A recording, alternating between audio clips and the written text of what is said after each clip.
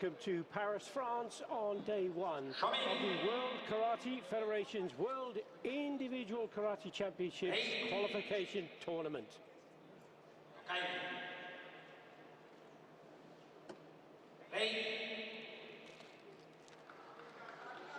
Our program comes to you from the Kumite Sports Stadium. And the program is live streamed on the World Karate Federation's YouTube channel and will come up all for Tatami. Introducing first, female kata.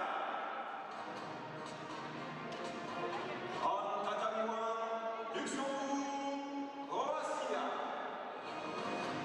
On Tatami 2, Slovakia, Saudi Arabia. On Tatami 3, Hungary, Macau. On Tatami 4, Serbia, Bosnia, Herzegovina.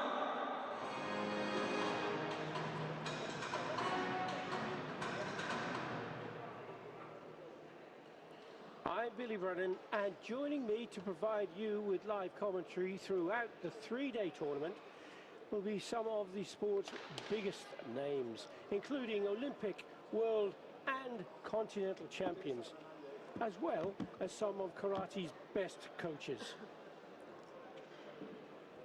But first, I think I need to provide a little insight as to how the qualification tournament will work. The qualification process for the 2025 World Individual Karate Championships includes a combination of pre-qualification and the final qualification tournament. Pre-qualification was available through the previous individual World Senior Championships and the WKF World Ranking System. There are 24 athletes already qualified on the road to Cairo in each category, and the final qualification spots will be determined by the WKF qualification tournament here in Paris. And that will be along with 2 universality places to ensure that global representation is achieved.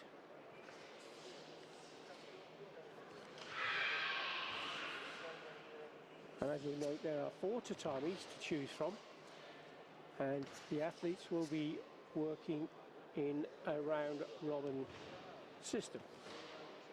There is no seeding applied to the qualification tournament, and the draw will be without a ranking or standing criteria, and will has randomly assigned athletes to one of the groups, and that was in the live draw on Friday.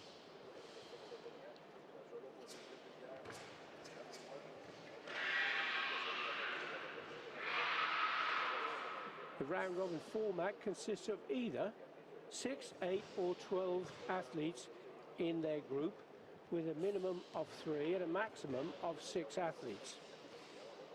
And that depends on the number of participants. Following the round-robin format, 12 athletes will compete in the elimination phase. And the final bout of the elimination phase is the qualification bout, where the 6 winners are awarded a quota place to go to the Karate Individual World Championships in Cairo, Egypt. That, of course, is much later on. In the moment, we are looking at the first athletes on the 4 tatami,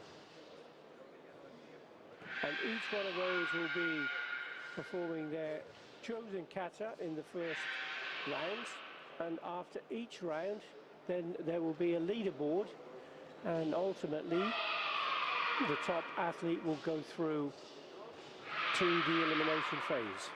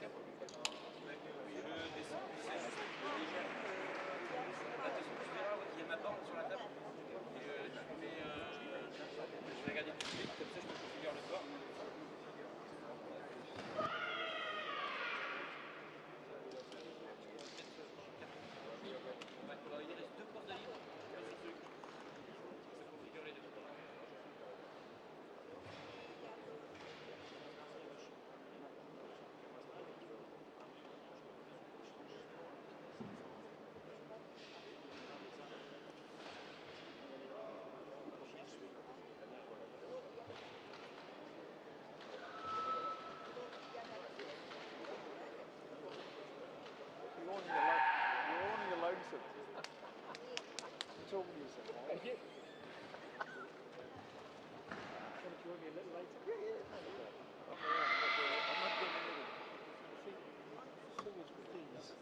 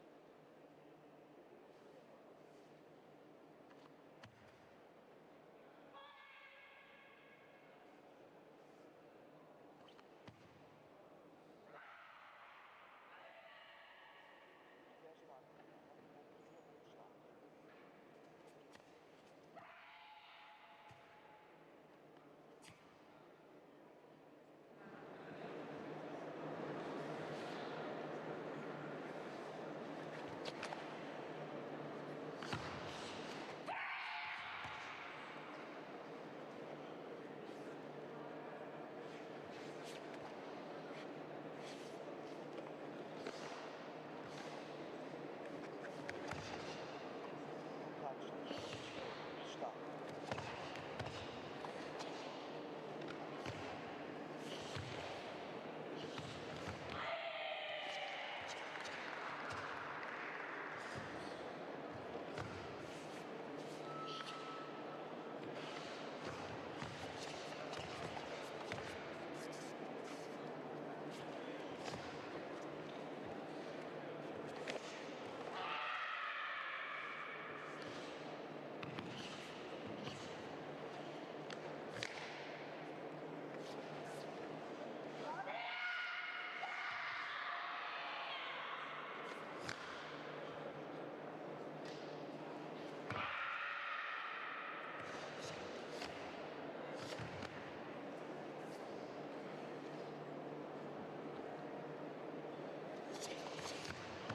On Tatami 2 from Switzerland is Sofia Filakova from Slovakia.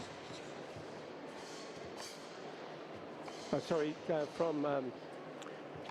Slovakia, and she's competing against Ritz Lila of Switzerland, who's on the mat on Tatami 2 right now.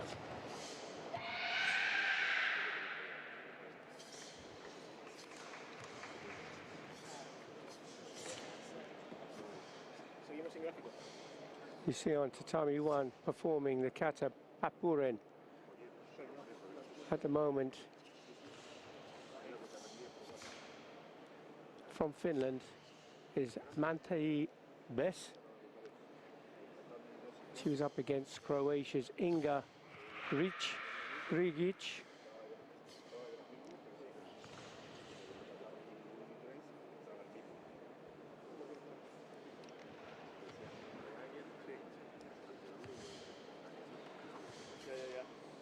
Ahora mismo, vamos, yo he entrado en el YouTube y no está apareciendo ningún gráfico, ningún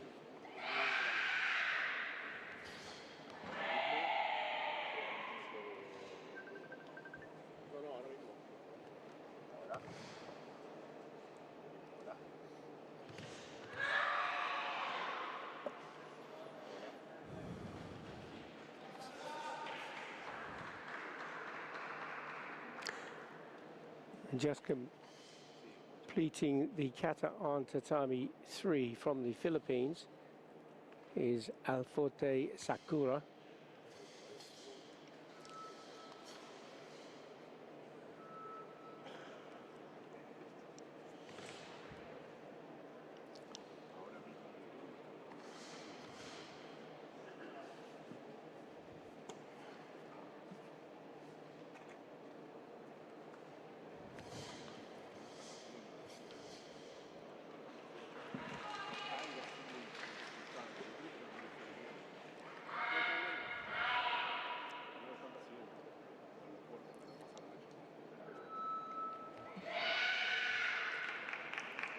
So just about to commence her kata on tatami 4 is Lucky Alma of Kosovo.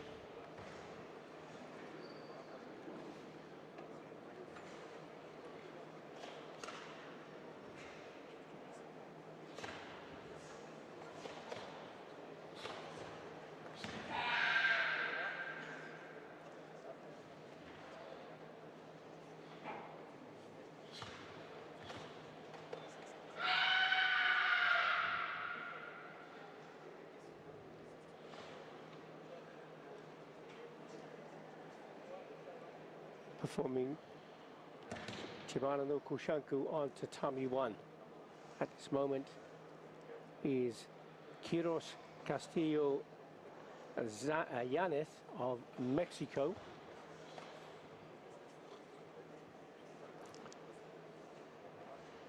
Lucky Alma on tatami 4 from Kosovo.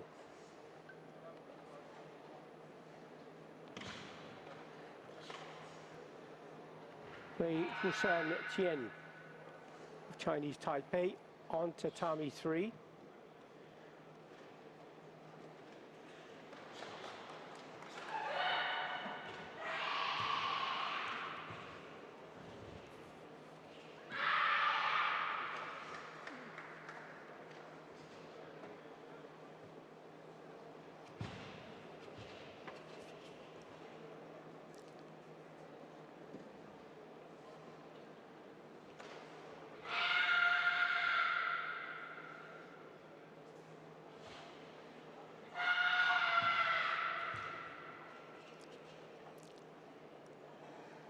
Tatami 2 from Korea, Haoen Choi. She'll be up against Austria's Lena Tamara.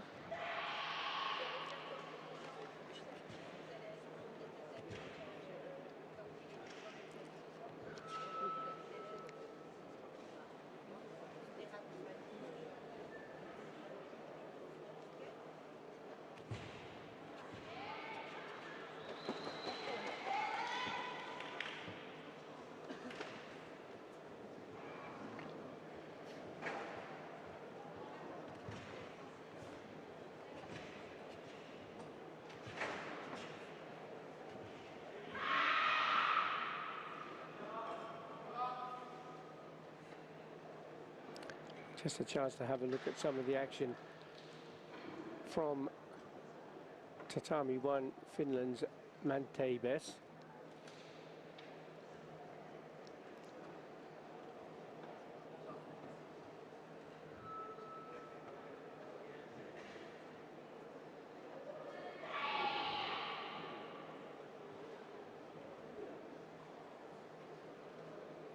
And with the World Championships coming up in November, the individual World Championships and the new format, only 32 athletes will be competing.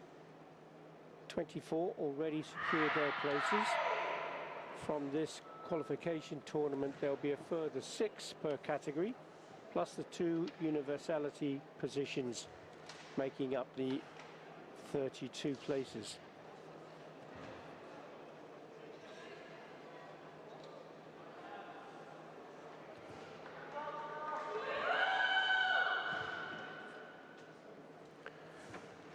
Now on Tatami 1 from Ireland, Emer Porter.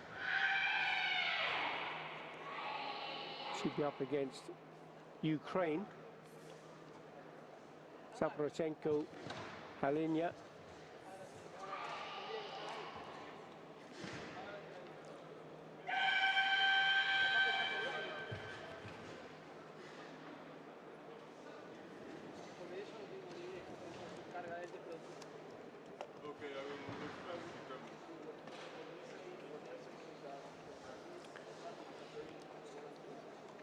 Ni Pai Po, the kata, chosen by Emer Porter.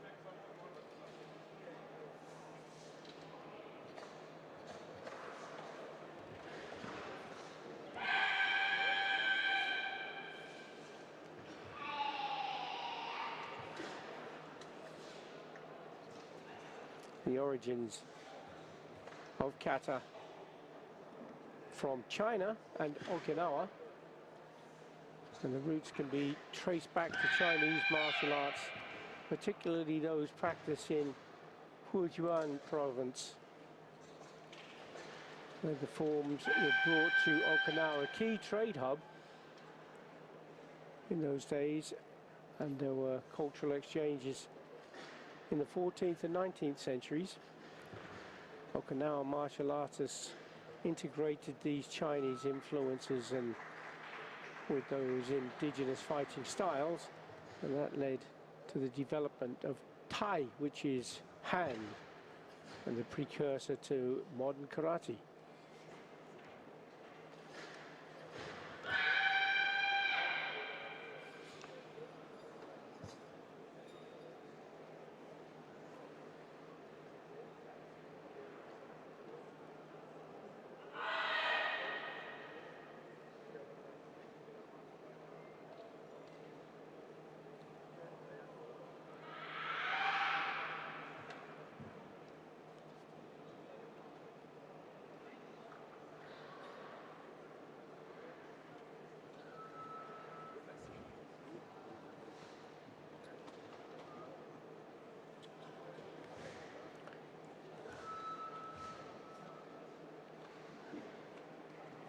Performing her kata on Tatami 3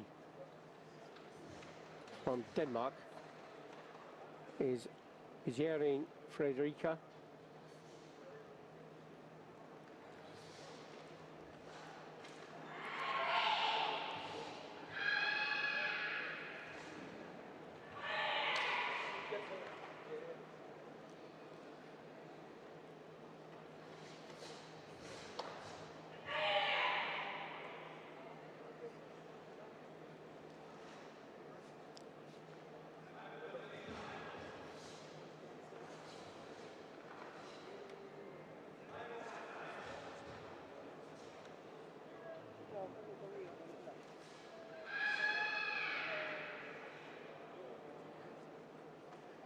On Tatami 4 from Singapore is Leong Wei Yi Shannon.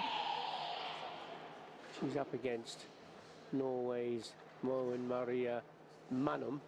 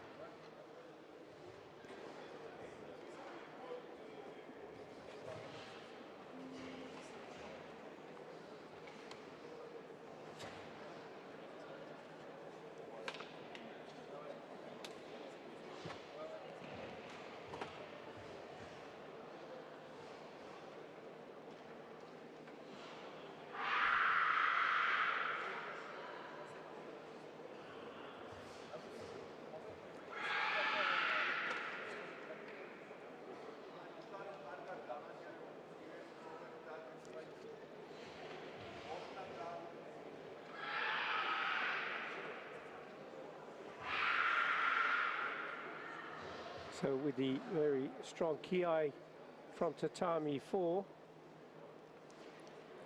we have the athlete from Brazil, and that is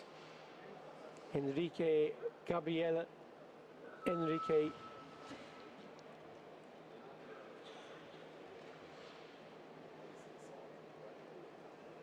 is making her way onto the tatami on tatami 2. Is Austria's Lena Tamara.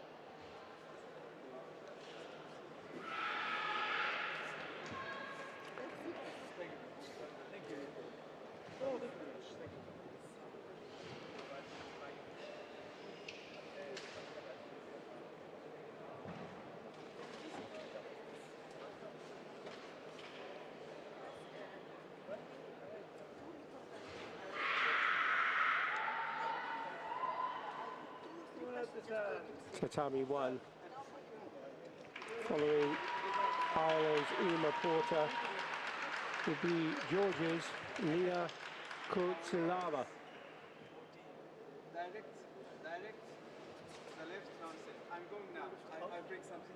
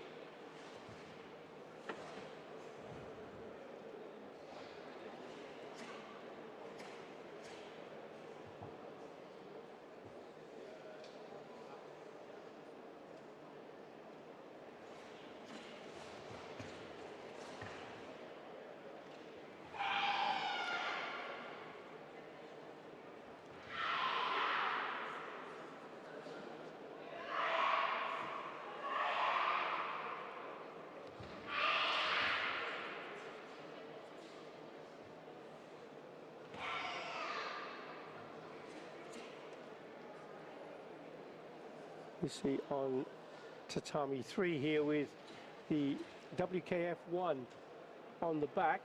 That's the athlete of individual neutrality, and this athlete is Polina Kotarova.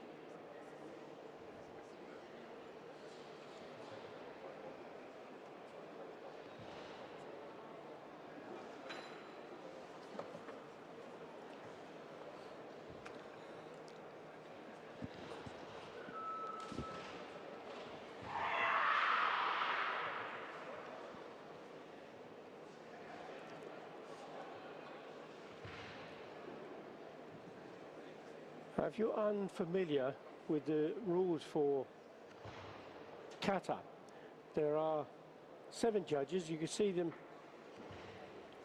on the back of the screen under the sponsor name Dado, behind that screen. And there are 7 of the judges, and each one of those gives a score, and that score is then put into the computer, and then the athlete with the higher scores, after the highest and lowest have been taken away, wins the round.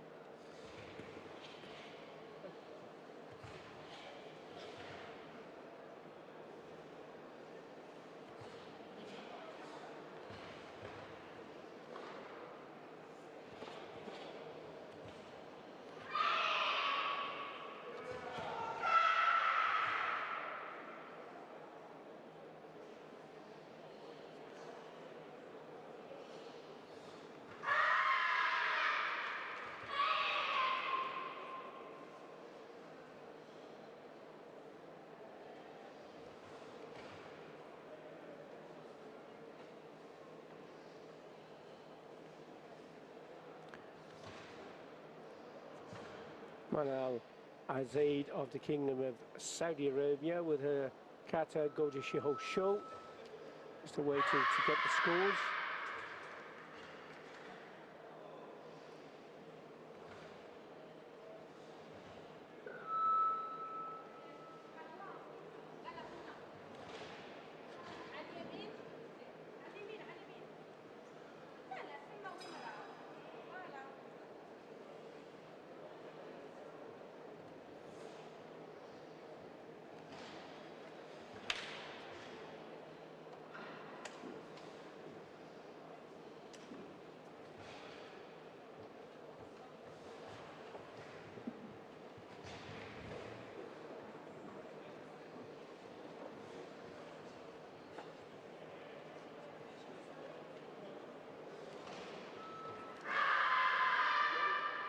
Now we have Poland's Amila Wysoka, her choice of kata Kankusho.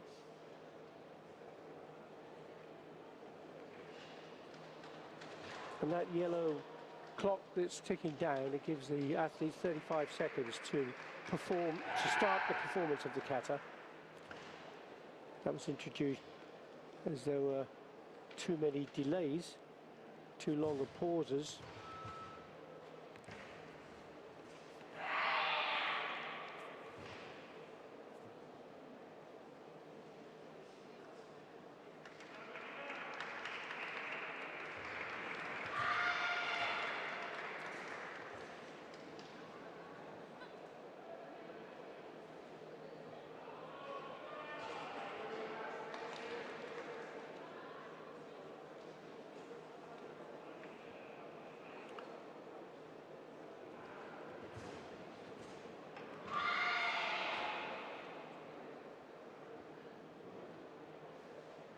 Seno of Greece gets the win with her performance of Anandai. 39.1 was her score.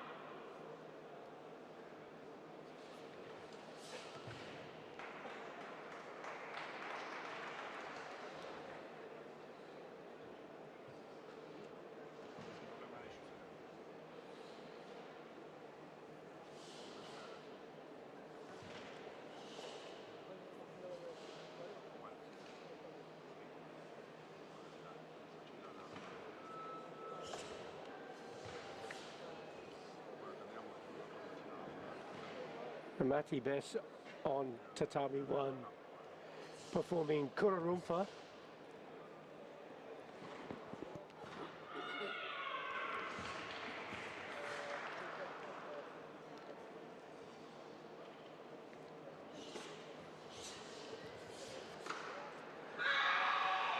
Inge Galic. Kankusho was the kata, performed 35.7 was the score.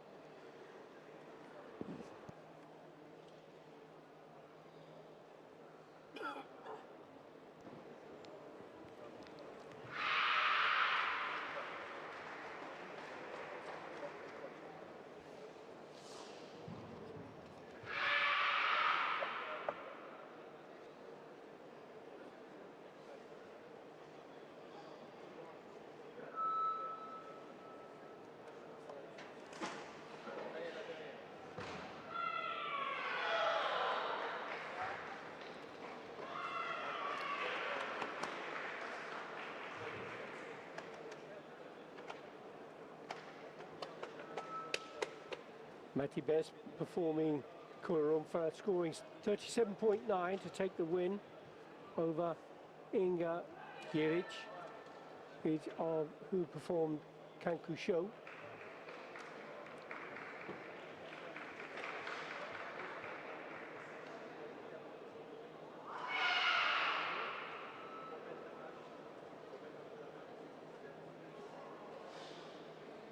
Coming up now on Tatami 1, Luxembourg versus Mexico.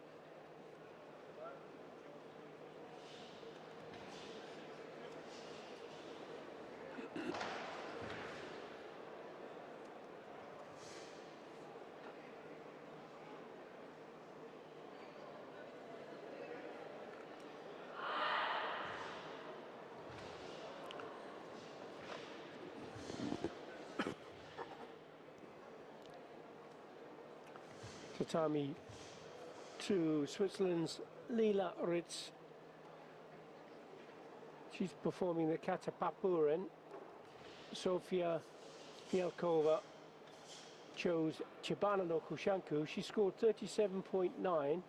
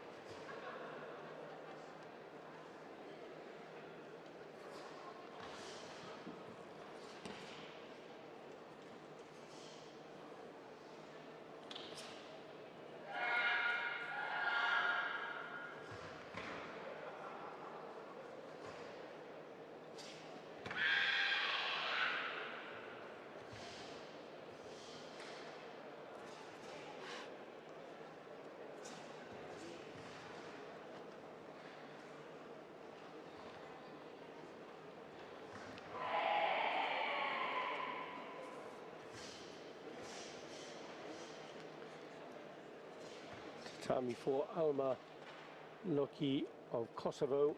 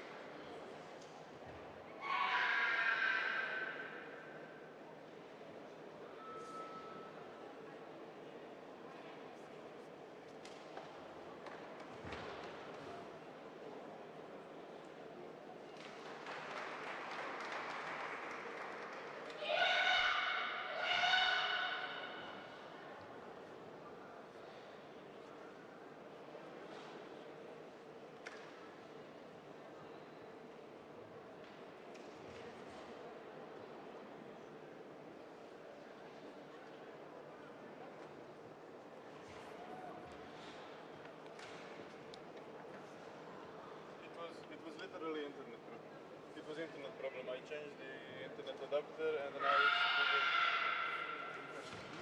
internet here. So I replaced the adapter. Now it should be good. Check. Check now. Yes, please.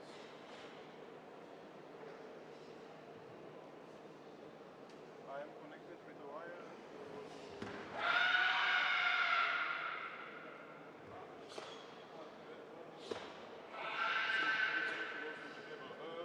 Yes, sure. Okay. I have my Google connected to the wire also.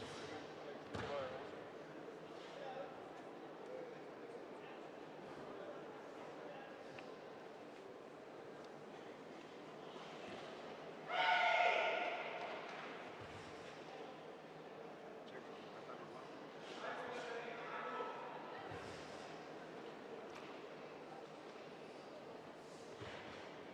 Look how it's done. Now. No. At about should be shown.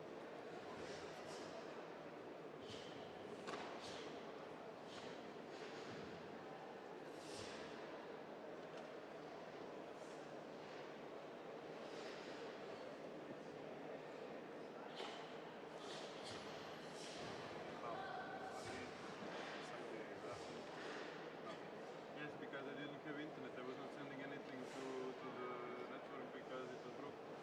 I replaced the adapter and now it should be good. Okay.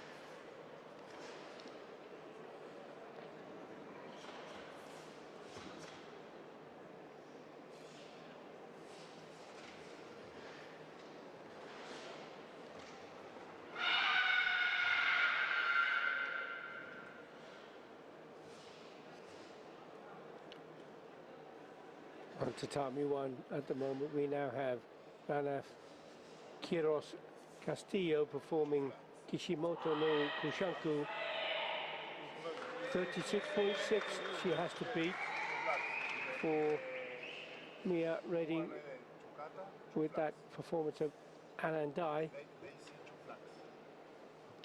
But they see something. They see. Yes. Two flags. Flags. Ah, okay, yes. One of the favourites of the Kata Fatima Sadeh Dastak of the Islamic Republic of Iran. Super Enpe on Tatami 4. Oh, sorry, on Tatami 2, beg your pardon. And she'll be up against Katania Milhovic.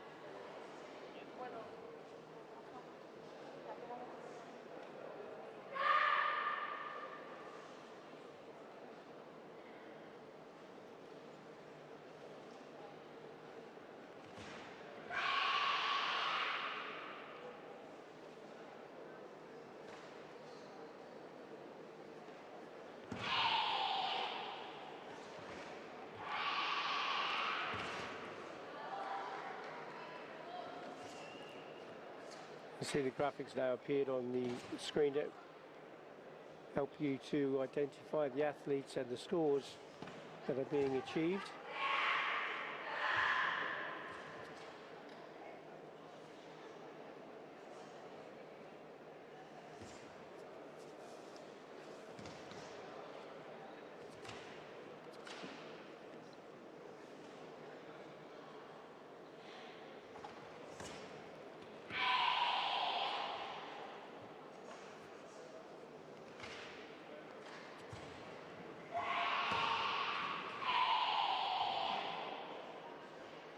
On Tatami 1,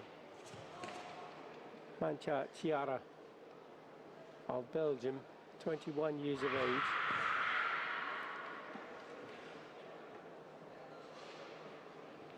Silver medalist in the Karate 1A series.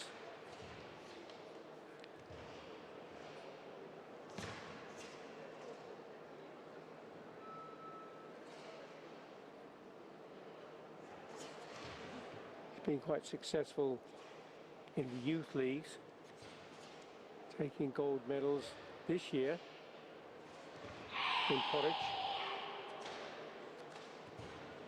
and Fujairah.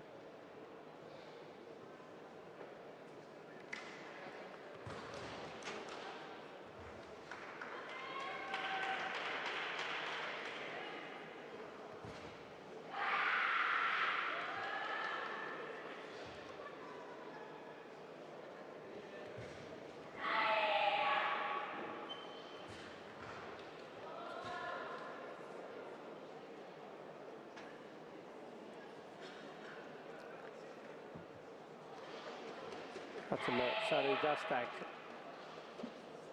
on Tatami 2 scored 39.5. Twice she's been a Karate 1A series gold medalist. So Katarina Valahovic has got a tough opponent here.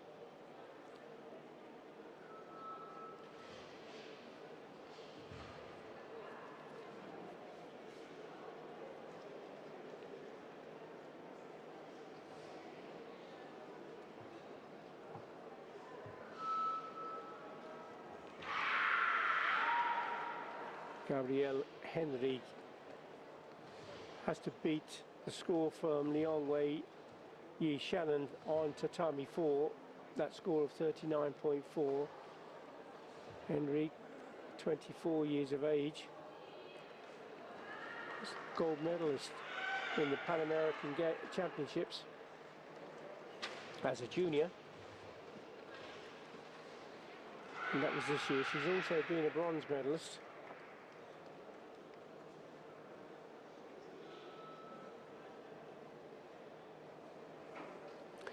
And there we have the score, 40.8.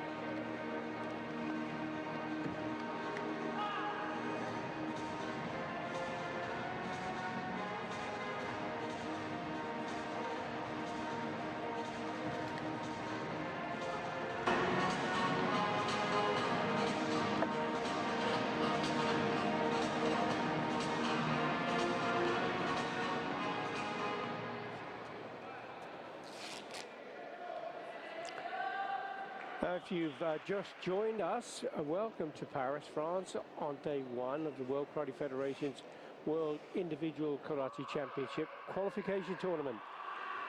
And our program is coming to you live from the Pierre de Coubertin Sports Stadium and is being live streamed on the World Karate Federation's YouTube channel and will cover all of 4 tatamis.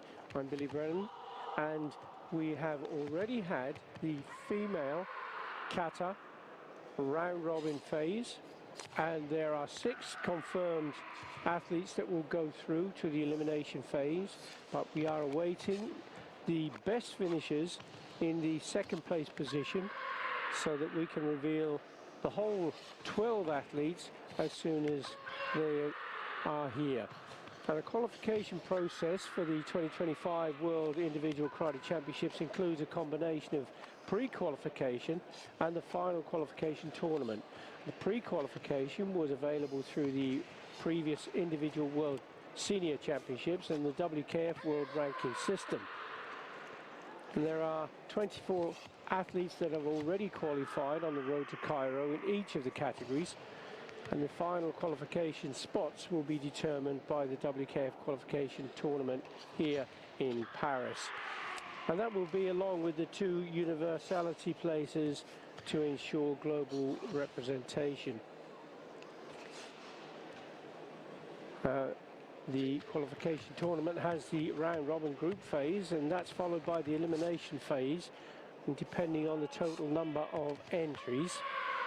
There is no seeding applied to the qualification tournament. The draw, which took place on Friday, was without ranking or standing criteria, and the athletes were assigned randomly across the various groups. In the round robin format, it consists of either 6, 8 or 12 groups, with a minimum of 3 and a maximum of 6 athletes, depending on the number of participants. And then there are 12 athletes that will compete in the elimination phase, 6 of which will then qualify for the Individual World Championships in Cairo, Egypt. Now we have on the tatami the male individual kata, and this is the round robin phase, and we're looking forward to seeing some of the best athletes in this division. The history of kata is very rich. It originated in China and then moved to Okinawa and ultimately to mainland Japan.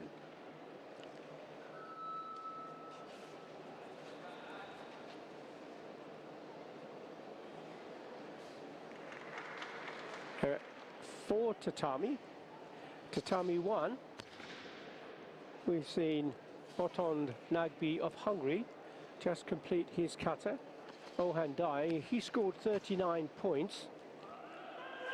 And now on tatami 1 from the Kingdom of Saudi Arabia is Rakan Al-Badari. And he is going to perform the kata onsu.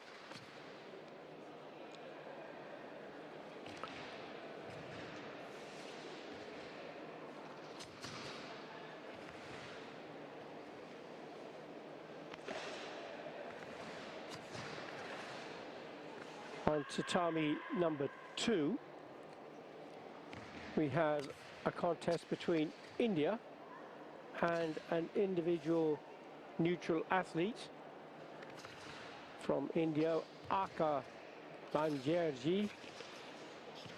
He performed his kata anandai and scored 38.2, and Varishan Bakirov, he is on the mat now, and his choice of kata is Goji Shiho Sho.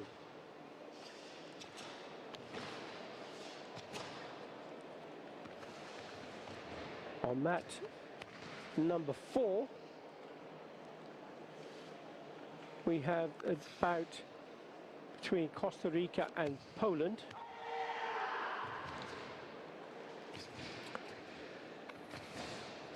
Costa Rica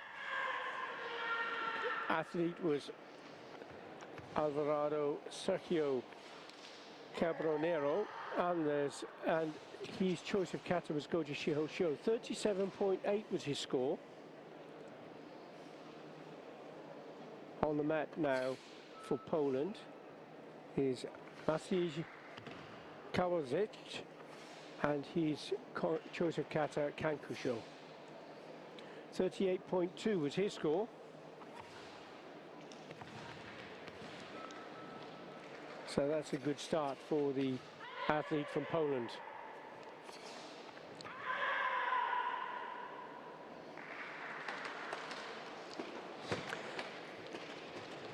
Athletes in each of the pools will have to compete against each other, and the one with the highest score will qualify for the elimination round.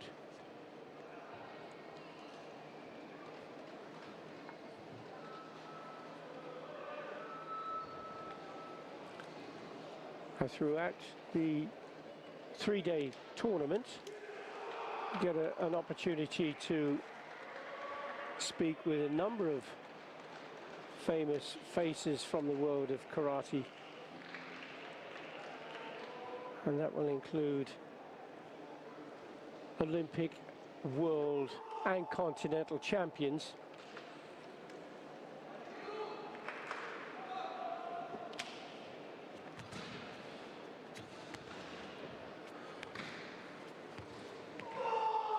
Also looking at some of the best coaches in the world, also for both Kumite and kata, and they'll be able to share their stories with you.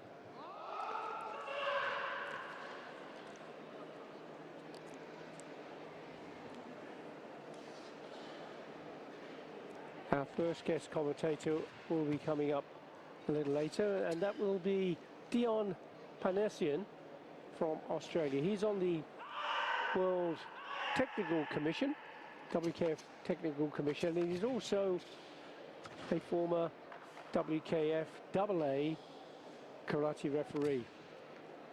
So he knows all about kata and kumite. So we get a chance to have a chat with him a little later.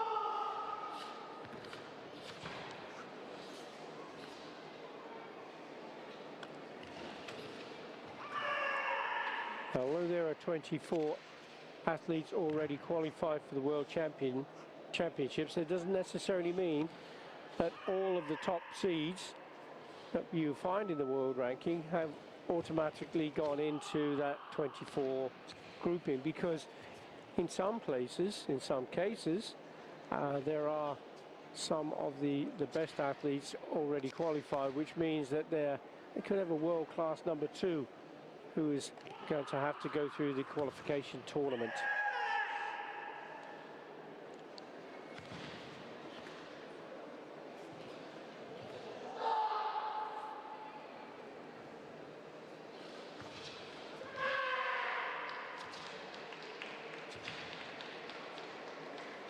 So we're looking at the first round in the men's individual kata.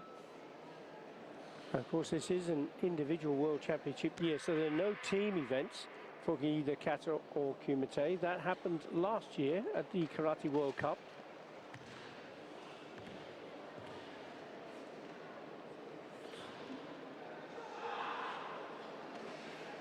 See on tatami 4, Alice Kyle of Ireland performing the kata Goji Shiho show. He's up against Turkmenistan, Rasul Atajanov in the first round, whose kata will be Kanku show also, so that you get a chance to see two kata from the style of Shotokan. On tatami number 1 is a match between Brazil and Luxembourg. Lucas Camfort of Luxembourg,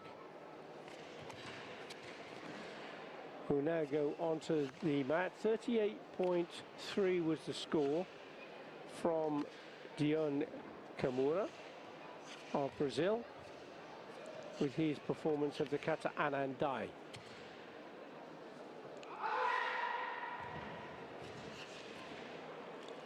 On tatami 2, North Macedonia against Bosnia and Herzegovina, and on the mat at the moment is Nuruddin Dervishi. Kankusho the kata, 37.7 he scored. And now it is Sened Veladic.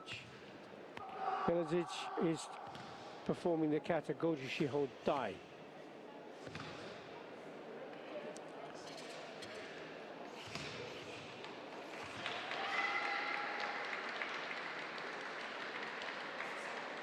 And on mat number 3,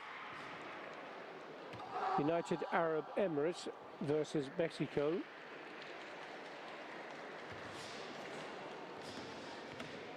Rami Forsi Abu Karim scored 36.7 for his Goji Shiho Sho kata. And now we have Mexico's Tepal Briseno Axel Daniel, and his choice of kata is Anan.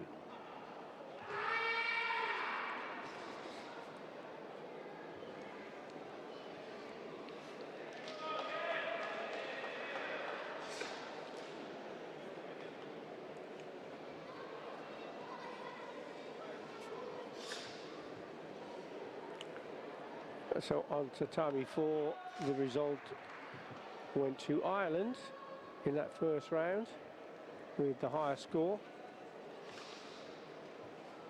On tatami 2, it's gone to North Macedonia's Dervishi Nuruddin, awaiting the result on tatami number 1. Lucas Chafford performing Papuren.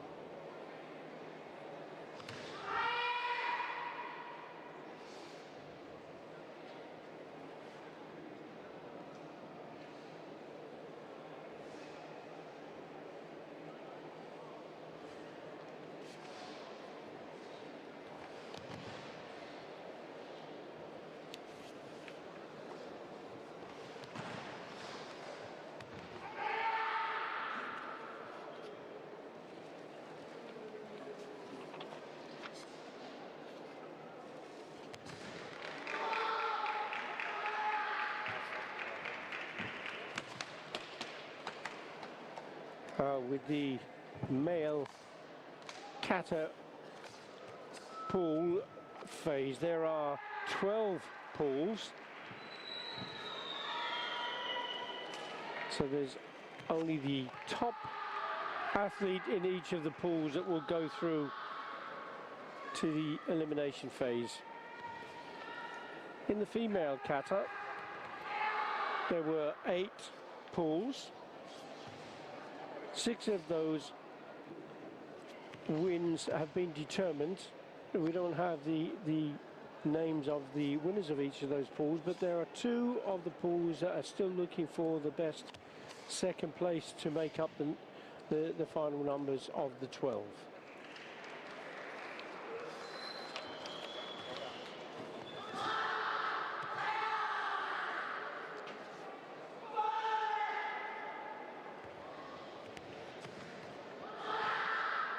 On the mats now on Tatami 1, we have James Harrison of England. He's performing the Kata Papuren.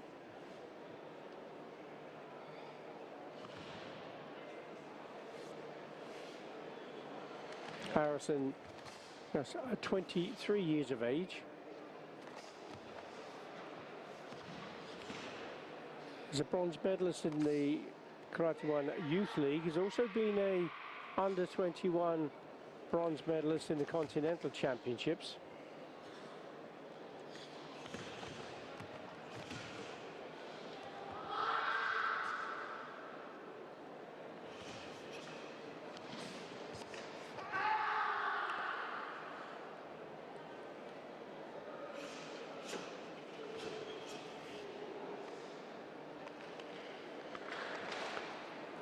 On mat number 2, athlete from Austria, Adam Stelzel. Anandai is his kata. He will also be up against Senegal's Omar Diop. He will perform the kata Goju Shiho Sho. Tatami 3, Bulgaria versus Germany. Angel Angov of Bulgaria just finished his kata, 37.8 the score, and now Morris Teluk, who will perform Kururumfa. And finally on Tatami 4, we have Georgia versus Ecuador.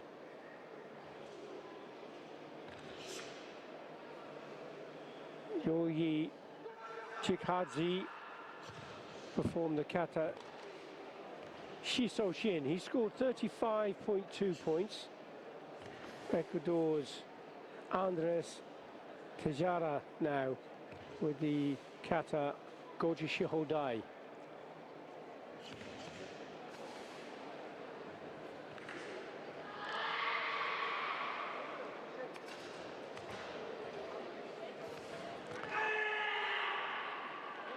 Andres Tejada, 29 years of age, and looking for his first international medal. Well, and that's going to be some way off yet. He's got to get through the pool system. He's then got to go through the elimination rounds, and then if he gets into that top 6, he will then be on his way to Cairo. But that's going to be a tough call for the athlete from Ecuador.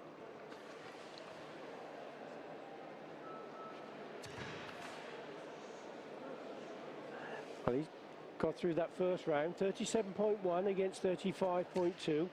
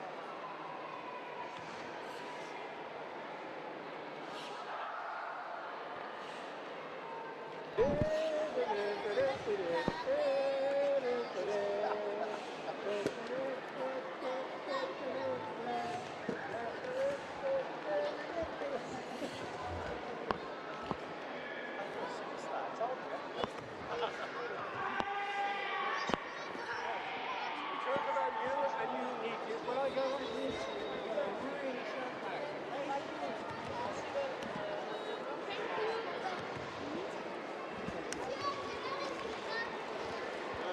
Ça y est, on arrive sur la fin. Je vous avais dit 11 heures. Ouais, on n'est pas loin.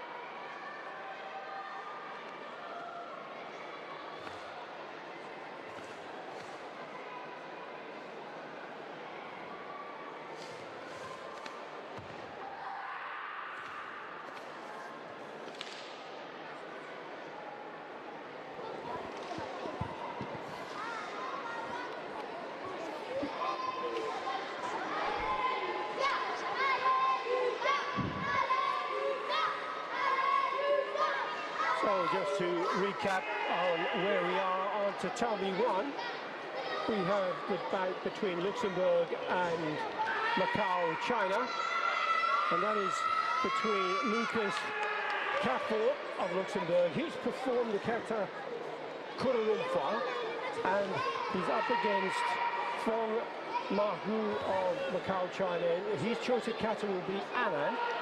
On Tatami 2, we have India versus North Macedonia, and North Macedonia will be performing the kata Godishiho Show, and India's Arka Balkanerji will perform Paporen. He's just finished his kata, and the score he's achieved is 37.8, so that's the score that Deversi Nuruddin of North Macedonia has got to try to beat. We also have on Tatami 3 the match between Mexico and Germany.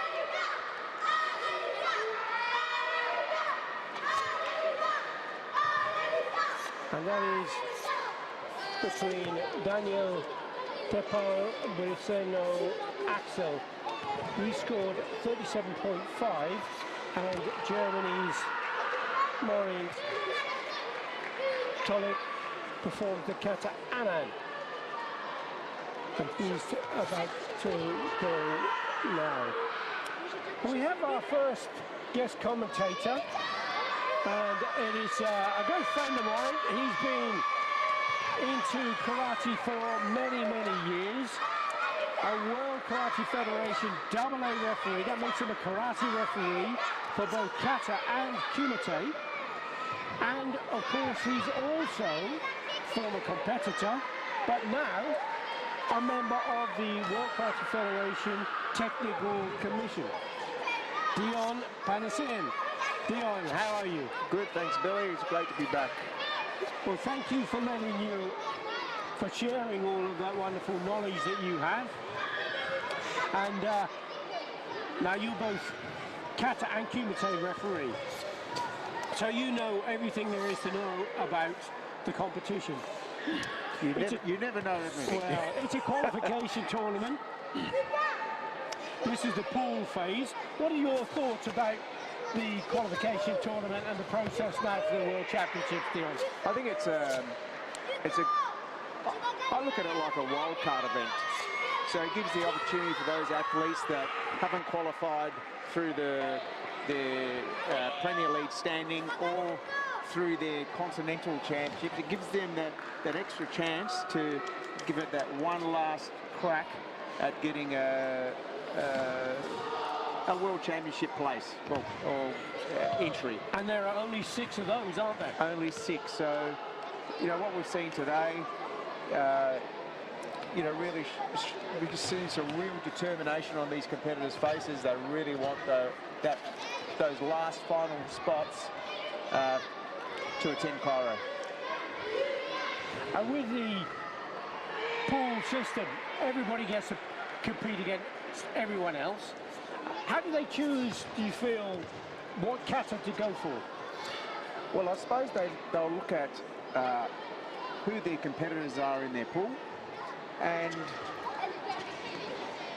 a lot of these competitors know each other, know each other's strengths, know each other's weaknesses. So it'd be a matter of having a look at what katas they have in their own list and picking out the correct one for the competitor they're against. Yes.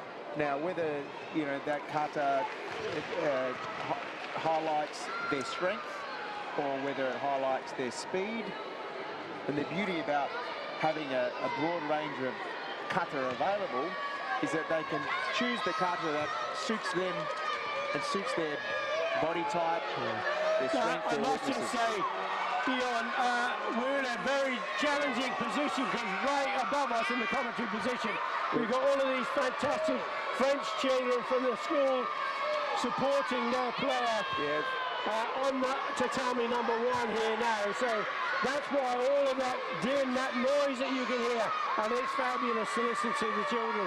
We've got some passionate So young French really fans. big cheers for everybody.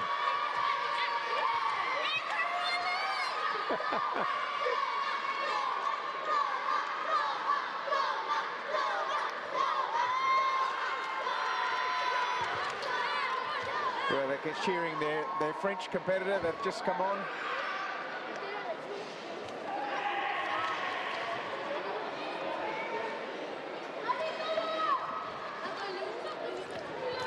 And of course the home city, Paris, France, a rich history of success in karate in both kata and kumite, Dion. Yeah, France has got a very good history of success in not only kata but also kumite. Produced many European and world champions in their time. So it'd be interesting to see if they can secure the one last spot for the Exactly. World Championships. In this round, he's chosen the kata O-Handai. The different styles, Dion, and choice of kata.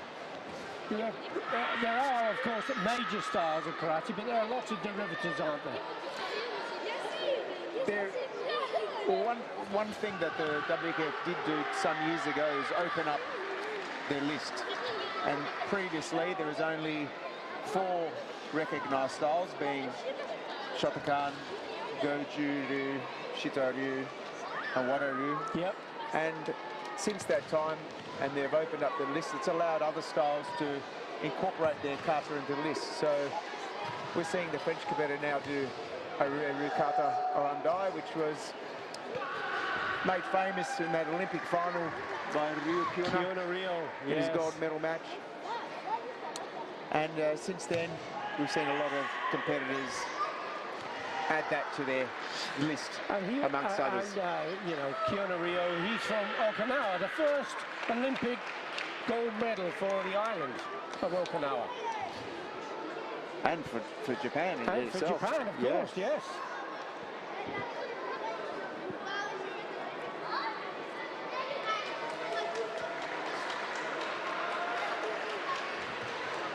So Carlos Clems from France on Tatami 1. He's up against Nepal. Sonim Manandar of Nepal. He'll perform the kata O-Handai. And once again, all the children giving fantastic support. And of course, with so many kata on the list, it makes it very difficult for the judges to know how to score. it means they've really got to broaden their understanding of not only the style they practice, but also broaden their knowledge on the other styles that are on that list. Well, there are 7 judges, aren't there? And each of them have to give a score. The top and the bottom scores are taken away.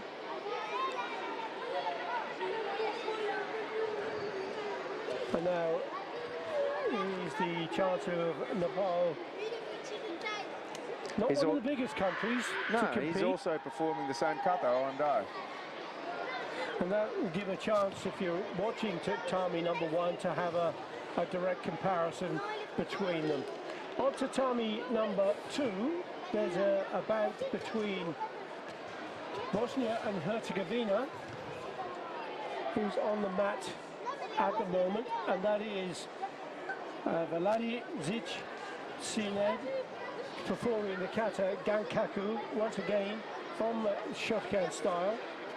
And he's up against Barishan Bakirov, who's a independent neutral athlete wearing the WKF 1 on his back, and his score was 39.3, so that's the score that Sened Vladizic has got to try and beat. Tatami number 3, we have a bout between Azerbaijan and Denmark. That's now complete, and it was Azerbaijan who took that win. And on Tatami number 4, Slovakia beat Croatia. Quite a good score, 41.3. That's a very good score for Roman Halka of Slovakia.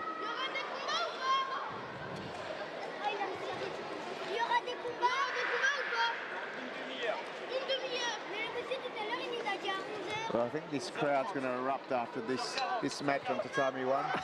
The French and Nepal. I think so too. 38.8 on Tatami 1, the score from France. And it's now Nepal, Sonim Bandahar, who's just coming to the end of the kata.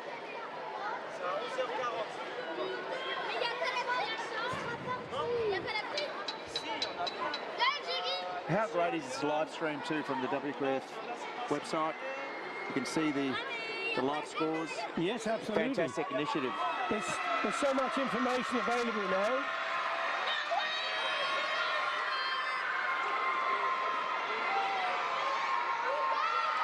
And there's a confirmation. Great support from these children. And that's the future of the sport. Karate, obviously from Australia, you're looking forward. We had the Olympics, we made reference to that, but there's potential for karate to return to the Olympics in Australia, in Brisbane. Yeah, Brisbane 32, so Karate Australia is working closely with the Brisbane Olympics Organising Committee. We're led by our executive and our president, Hani Zara. And you know, it's positive signs that we have good statistics in our demographic, where karate's practiced from all ages, from 3 right to you know, people in their 70s. So we cover a broad range of age demographics, and also you know, we promote karate as a lifelong sport. Yeah. Not just a sport for a period of time where you compete, but for life. So these are attractive statistics. So hopefully, you know, these points are taken in consideration. And another beauty about the sport is our competitions are like a plug-and-play event. We bring our equipment, we can plug it into any arena, and away we go, then we take it away. So there's no need to build big stadiums and so forth. So let's hope that, you know, there's positive signs to come for the future for Brisbane 32. And how could anybody who's watching, how could they influence what happens for karate and how they can promote that? Anybody they could lobby to persuade people to vote for karate as a sport? I don't think so. I think more so in our public appearance, our social media Yes. reach, Yes. and just our broad reach amongst the public, when itself show how strong we are in the community as a sport, and also, you know, all the values that karate instills in not only our youth, but, you know, right throughout our people's lives. Yeah, it's, as you say, Dion, it's a lifelong journey, isn't it? It's not just a sport. Karate is a martial art, and it's a lifelong journey that you have.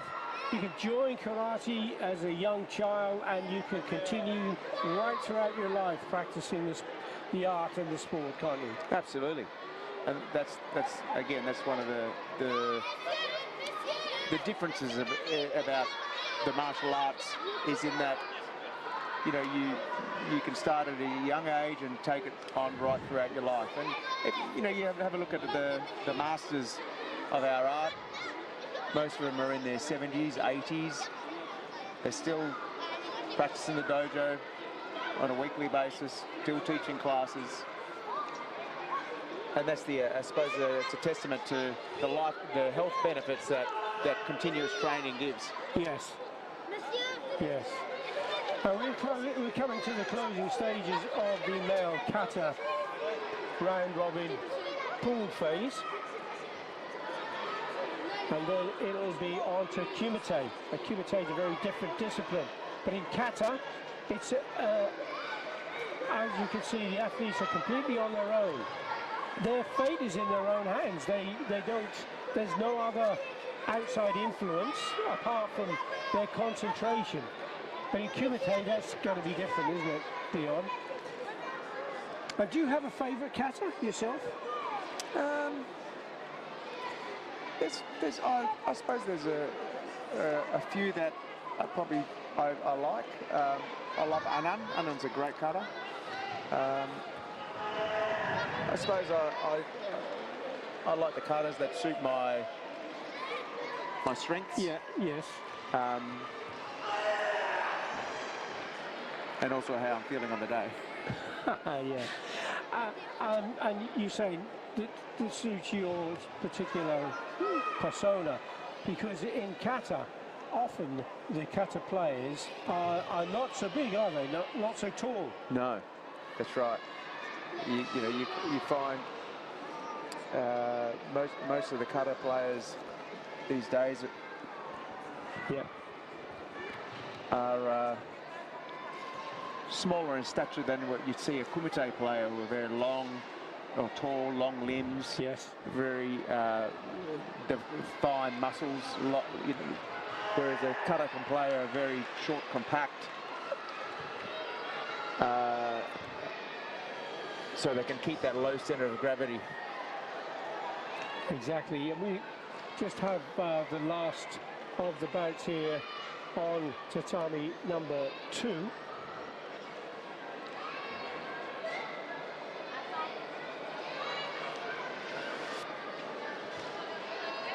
And this is between Senegal and Puerto Rico. Senegal scored 36.8 with Omar Diop. And now it's who will take this last bout. Joseph Torres Robert, 38.1, secures Puerto that Rico win. And in the male kata there were 12 groups, so there are only the top one of each of those groups will go into the elimination phase, and from that 12 they will be reduced down to 6. That's going to be really exciting. It's going to be interesting. And dramatic moment in the tournament, isn't it? The final 6 places for a chance to compete in Cairo.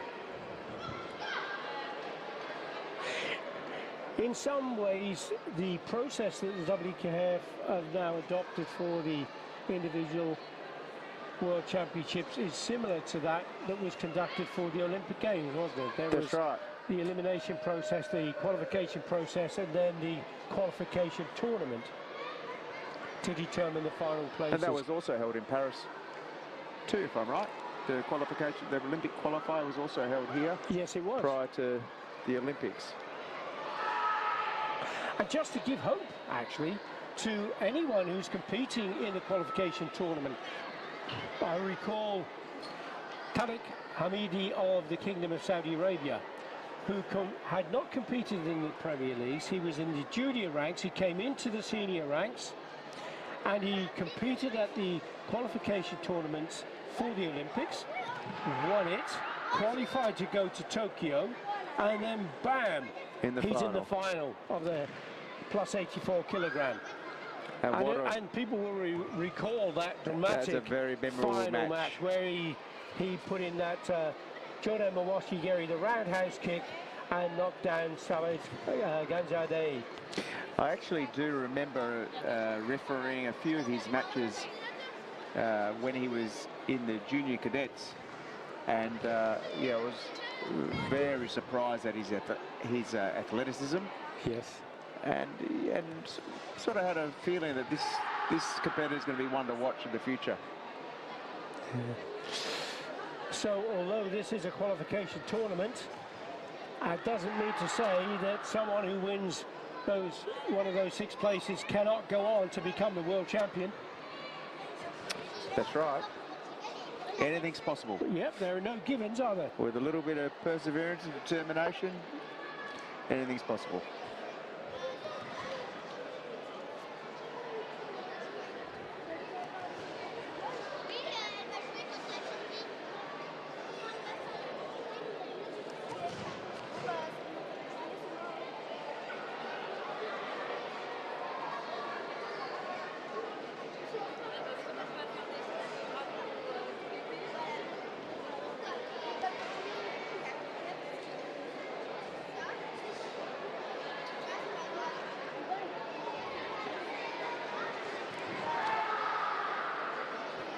So this is on Tatami 2.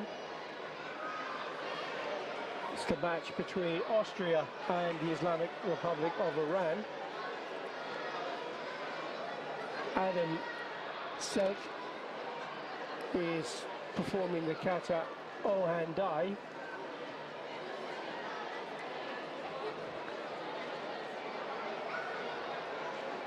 And not only do the competitors have to go through the selection process for the World Championships, but also the referees have to do a selection process as well. So only the top referees are selected for Cairo, and their attendance at Premier Leagues right throughout the season gives them points towards being selected for there's a ranking system, isn't there? Absolutely. Now for the World Karate Federation referees. There's the score, 38.6 for Adam Stetty of Austria. Now it's Sadra Shidzi Mohammed of the Islamic Republic of Iran. And the choice of kata is Kanku Sho.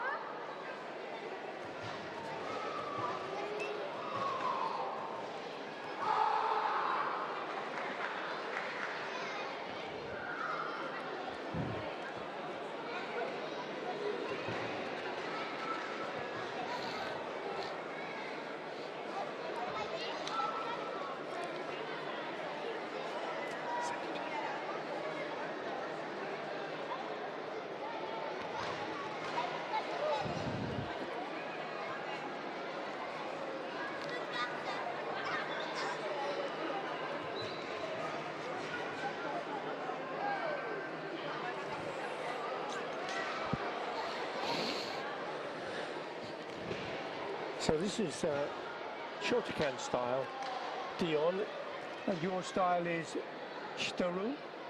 Shitoru and Ruraru. Okay. And just to give some kind of information about the difference in styles for people who are not perhaps so familiar with karate and kata in particular. I suppose when we look at karate and where it came from, originally karate was just karate. And it wasn't until later on that styles started to emerge. Yeah. And with that, you'll see differences in the way techniques are performed. Some styles, for instance, like Shotokan, have a lot bigger movements, Yes.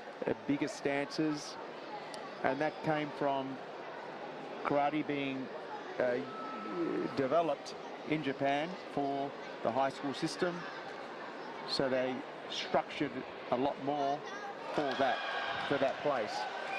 So Shotokan comes across as a very powerful, dynamic style. When you compare it to like Shoryu, which is very smaller linear movements, which comes across a lot faster, and competitors need to minimize their body movements to develop power in their movement, whereas Shotokan use a lot of body movement to generate that power. And then you have Goju, which is a blend of hard and soft movements. So you'll see a lot of fast, strong movements together with some slow movements combined with that. And then the other popular style we see is Ruraru, which is from Okinawa. And that became popular when Sakamoto Sensei won the World Championships in '86 and '88. Yes. And then back then he performed Anan in the final. And he's the sensei for Ryo Kyuna. That's right. And back then, obviously, there was only 4 major styles recognised by WKF. And when he performed Anan, people were a little bit at a loss as to where this kata came from.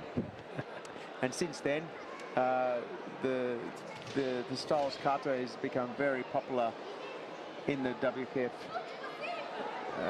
circuit. Yes. Where you'll see katas like Anan, Anan Dai, Ohan Dai. There's a total of 11 kata that make up the Ruru system. And yeah, we're seeing a lot more competitors perform them.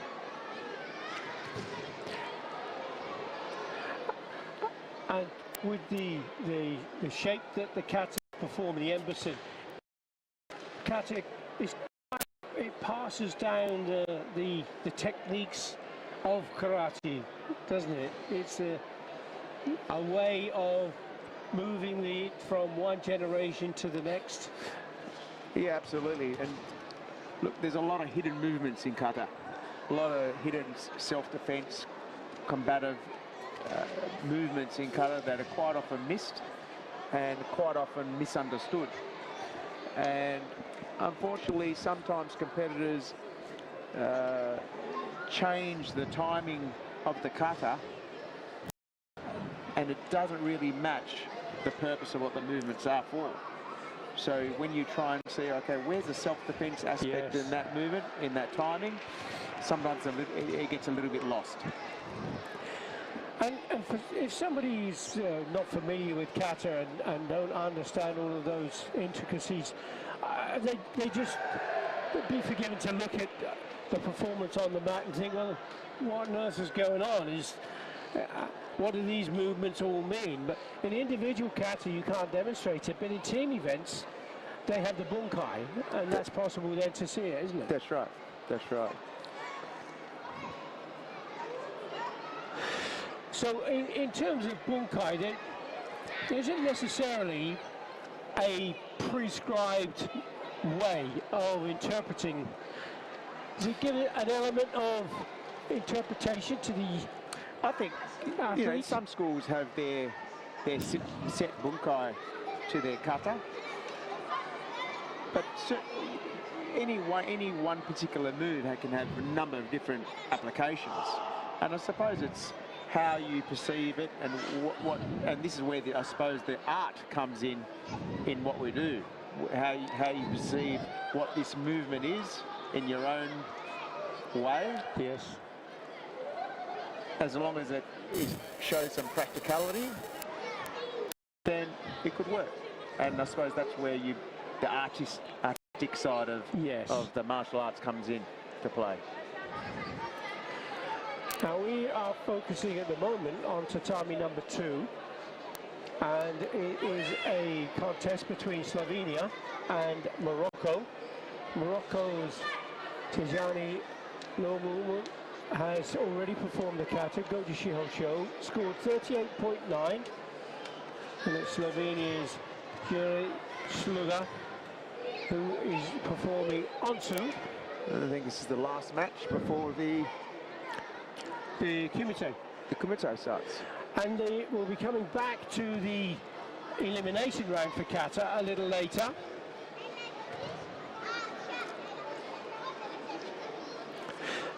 So in terms of preference, I think there are people who prefer Kumite, others that prefer kata, some that will practice both. Well, not a lot of karateka practice both, but specialise in one or the other. Do you have a particular preference? Because I mean, you're karate referee across both. Look, we're always brought up to be and taught that, you know, you should have a balanced approach to your karate. Yeah. You should be good at your kion, you should be good at your kata, you should be good at your kumite. So it's a more balanced approach. And just explain kion if you're not familiar. Kion is basically your basic foundations of your karate. You know, if you think of it, the first time you step into the dojo, you're either taught a basic block or a basic stance or Yes. a basic punch. And those basics carry you through right throughout your time as a karateka.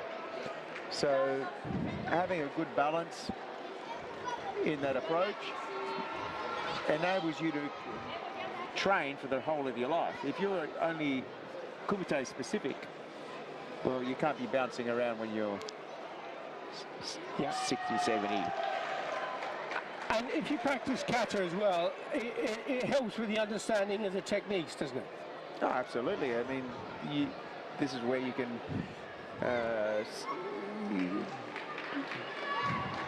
delve in deeper to understand what are the self-defense moves in this, and how can we apply this?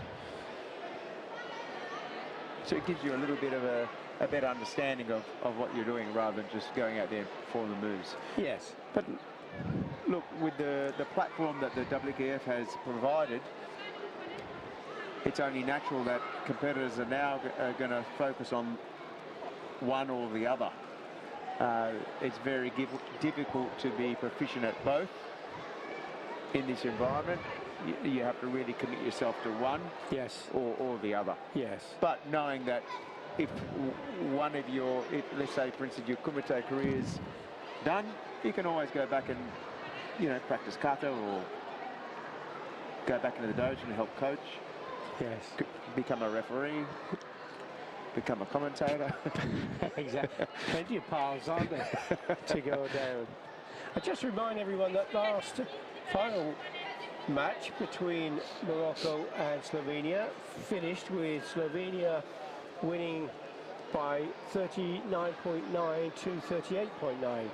And that concludes the male individual kata in the pool phase, and they will be now looking at the winners of each of those 12 pools to go and progress into the elimination phase, which will be later. But in the meantime, the mats will be turned over to move away from kata and on to kumite. So Dion and myself will come back a little later and give you some insight into how kumite starts to progress.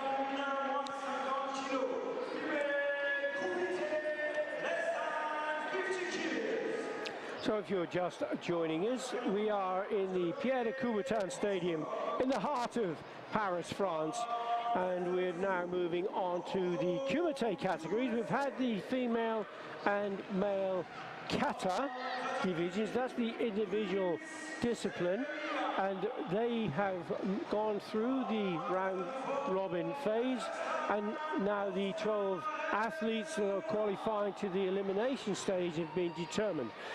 So in this discipline, it's a one-on-one combat. It's the female minus 50 kilogram category, and this is the qualification tournament of the individual world championships for Cairo in November. Now this qualification process started with the combination of pre-qualification and final qualification tournament. The pre-qualification saw 24 athletes that already have qualified on the road to Cairo in each of the categories, and the final qualification spots will be determined here in Paris at the qualification tournament. There is also 2 universality places in each of the divisions that will be making up the total number of 32 athletes that will be competing in the 2025 individual World Karate Championships.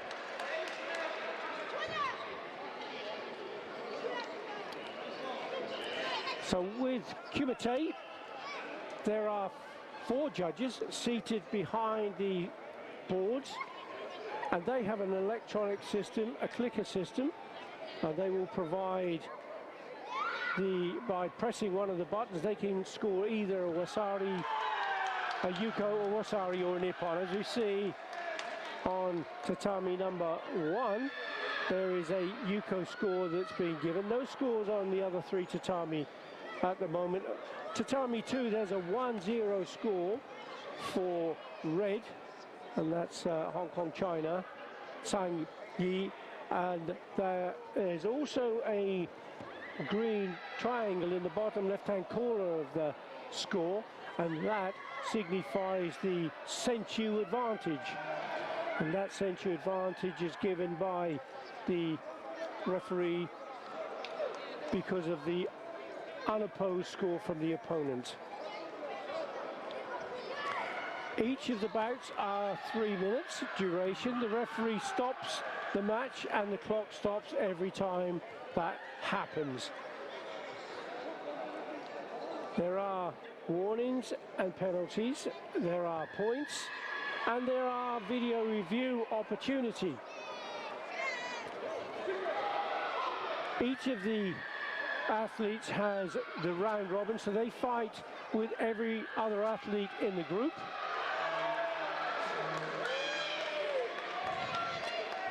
And it's only the top 1 that goes through to the elimination phase.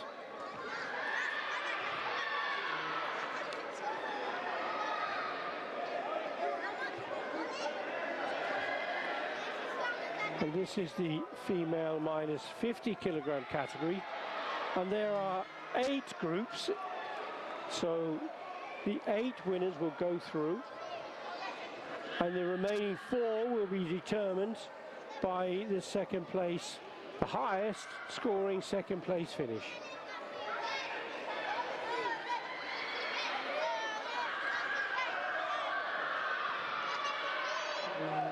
Just to remind you, all 4 tatamis are being recorded at the same time, and you can flick from one screen to another to follow all of the action.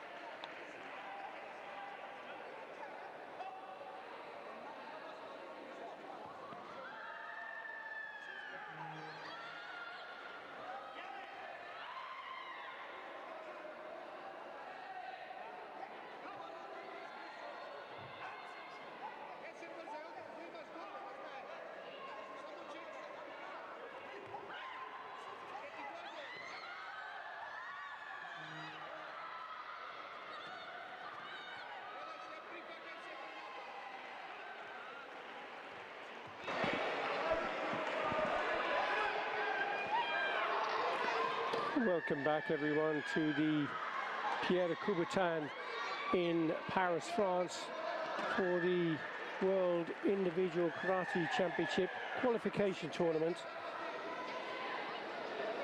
The female minus 50 kilogram category coming to the closing stages of the round robin phase, where the top athletes in each of the pools will go into the elimination phase a little later.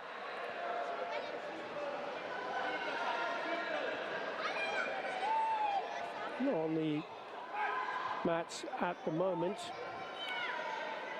we have on tatami number 2.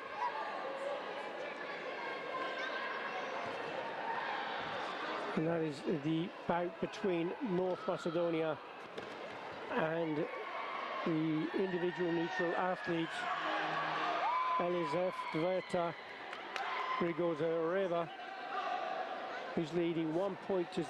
It's just been a point given to North Macedonia's Mihaela Miskovka. There's still over 1 minute on the clock.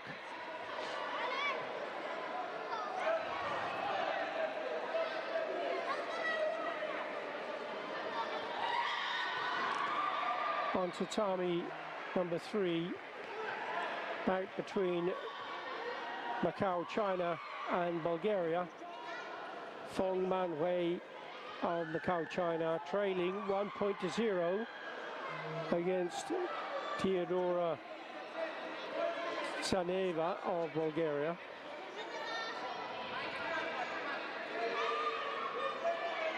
And on mat 4, Spain versus Nepal. No score from either of the fighters at the moment. Mat number 1, tatami number 1, is Romania versus Ireland. Patricia Nastas of Romania with 2 points. Lucy Mulhern of Ireland with 3 points. Still 30 seconds on the clock. Mulhern with a Hansokachui,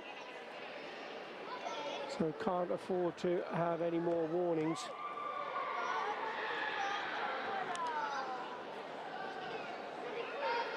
Following the female minus 50 kilogram, when we get to the elimination phase, we'll be turning our focus to the male Kumite minus 60 kilogram groups in the round robin phase.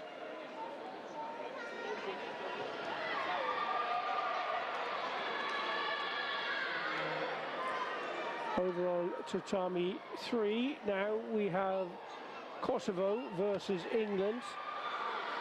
No score as they get that match underway.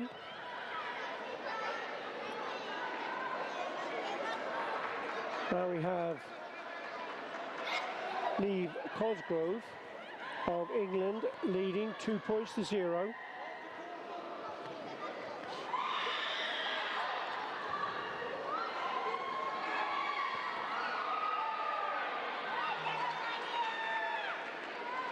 And Spain on tatami 4 and now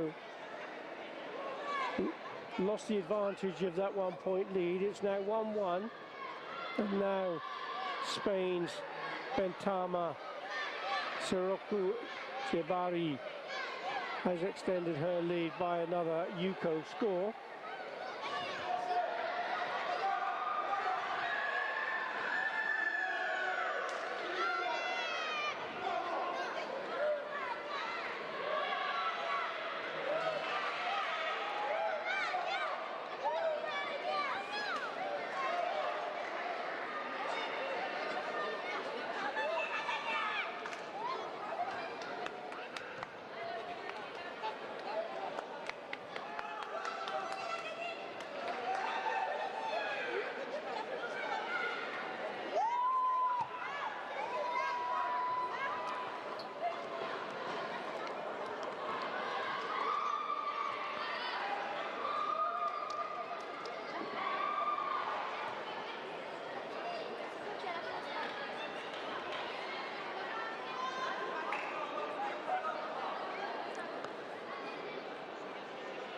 Just a chance of some replay on mat 1. Mat 2, no action at the moment. On mat number 3, Kosovo versus England. England leading 4 points to 0. On mat number 4, Nepal and Spain. Spain still has a 2-1 lead.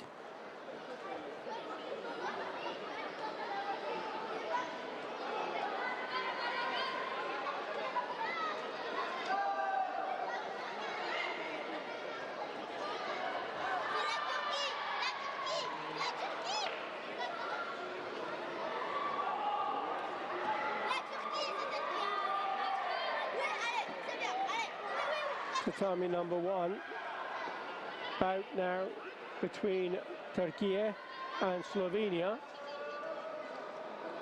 Rabia Elik of Turkey wearing the red colours. She's up against Masa Magazina of Slovenia.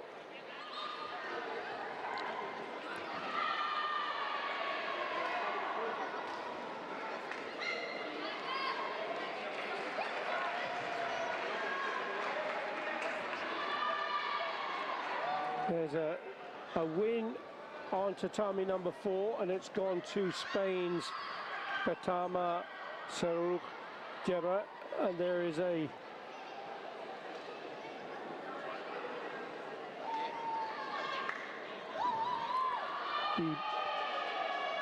pool table standings.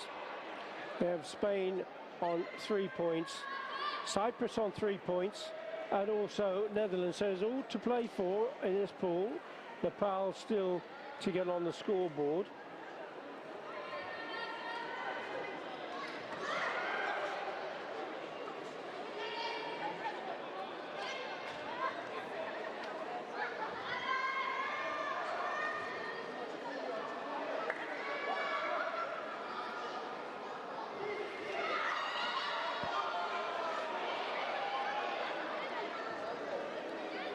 Still a convincing lead on tatami number 3 with Neve Cosgrove of England. 5 points to 2. She leads her opponent from Kosovo, Redona Kashi. 46 seconds still on the clock.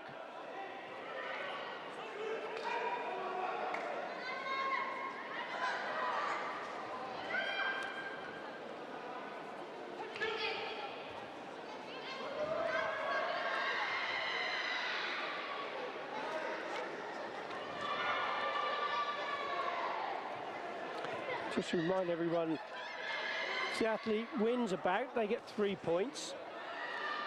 If they get a score draw, which is possible in round robin, they get 1 point, and no points for a no scoring draw, or of course a loss.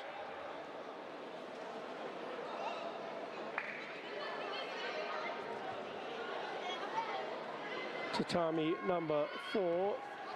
Kazakhstan versus United Arab Emirates. At the moment it is Kazakhstan leading 1 point to 0.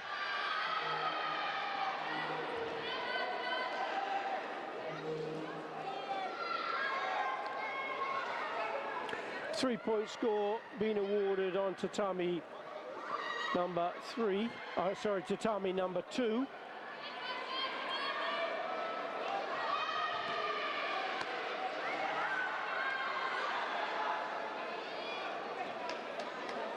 And that's Vietnam against Canada.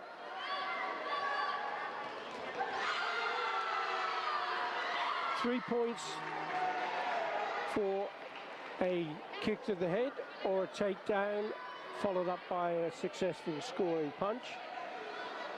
2 points for a kick to the body, a wasari, and 1 point for a punch. And that's a Yuko score. So 1, 2, 3, the level of scores. Highest reward with 3 points. We have the table unfolding on tatami number 1. And that is Poland leading with 6 points. Montenegro with 3 points, and Romania with 3 points. Ireland still to get it on the scoreboard.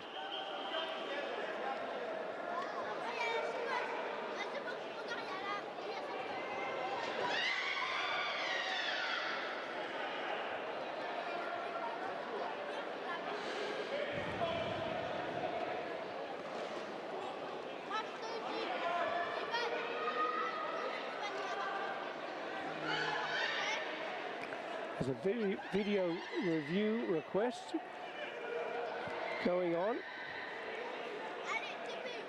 Tatami 3.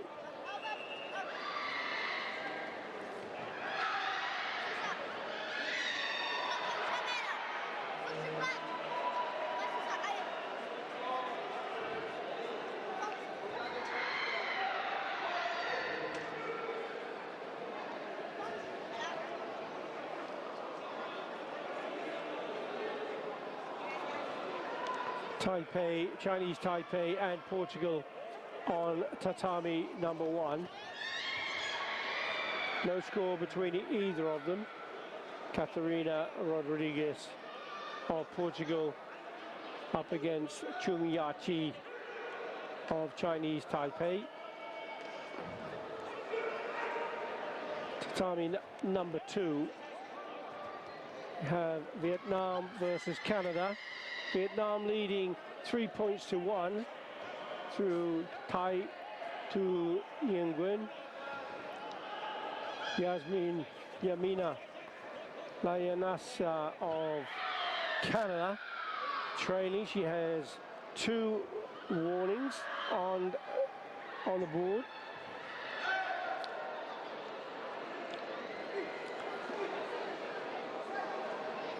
We have the ranking, the leaderboard now on tatami number 2, and out in front at the moment is Grigorieva, the independent neutral athlete wearing the WKF1 number on her back, and she has 6 points. Vietnam is in second place with 3 points, but neither Canada nor Macedonia have yet to score.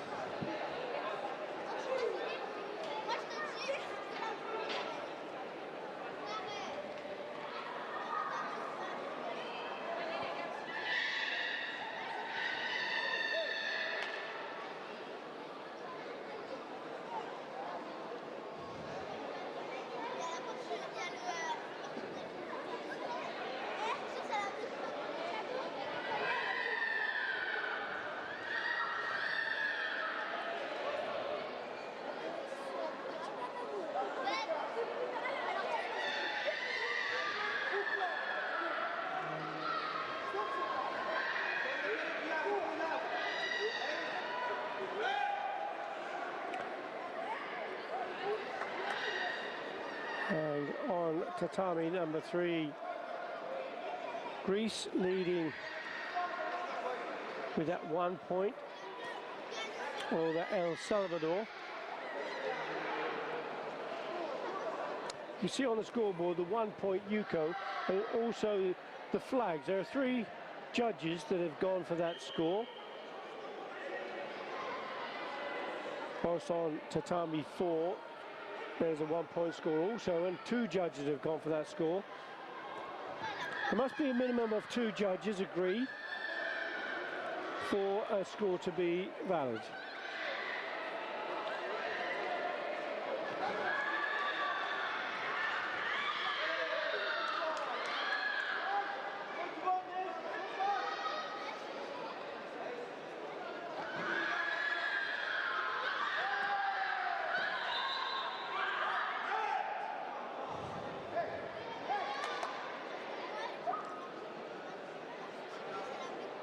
On Tatami 4, there is the leaderboard that has been displayed, and it shows that Spain are in the lead with 6 points at this stage, Cyprus on 3 points, the Netherlands on 3 points, and Nepal with 0 recorded so far. Remembering it's only the top athlete that goes through, and as there are 8 pools, 8 groups should I say, then there are 4 other athletes who would be the best second place finishers with the highest scores to take those final 4 positions in the elimination phase.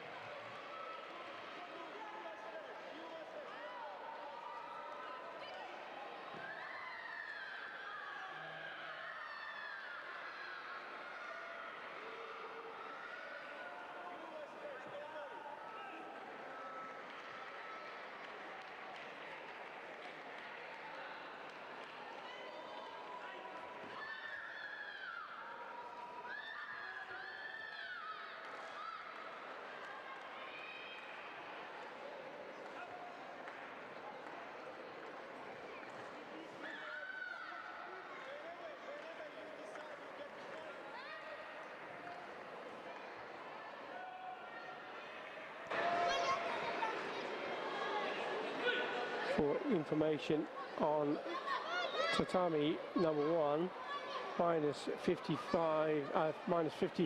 kilogram female individual. Portugal, through Rodriguez, has now 9 points and comfortably leads that group. Second with 6 points is Slovenia. Chinese Taipei with 3 points in third place, and fourth is Elik of Turkey with no points. So Rodriguez will be looking to progress to the elimination phase. Slovenia's Magana needs to hope that she is among the higher scores for a second place position.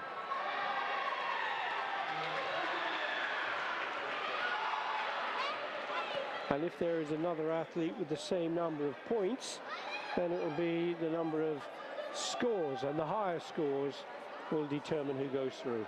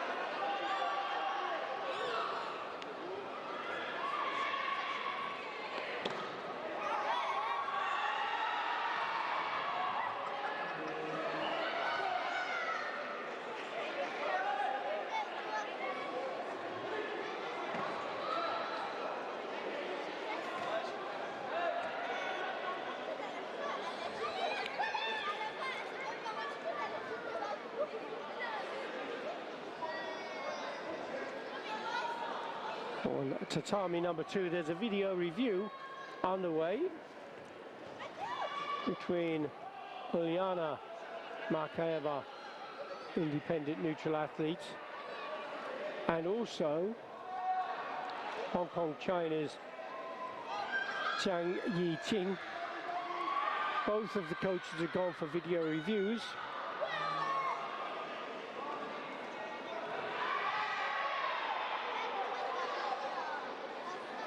At the moment it is Markaeva who is leading 4 points to 3.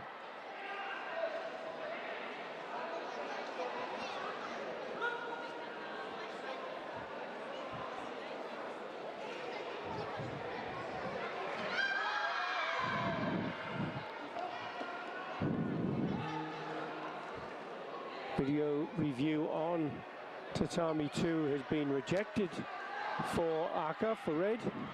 And back into the action. Just 6 seconds still on the clock. An exciting finish here between the two.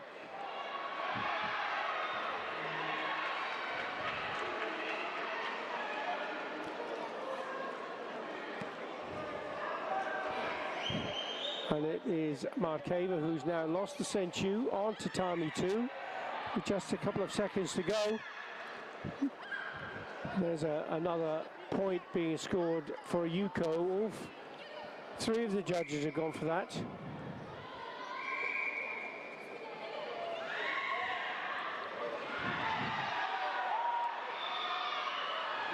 And there it is, time up. So it is Markaeva who gets that win with 5 points to 3.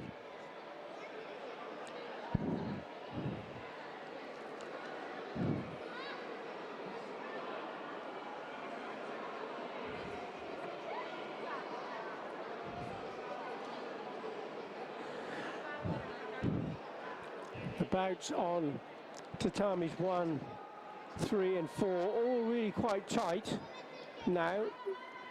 Just 1 point difference, and that is on for Switzerland's Scherer.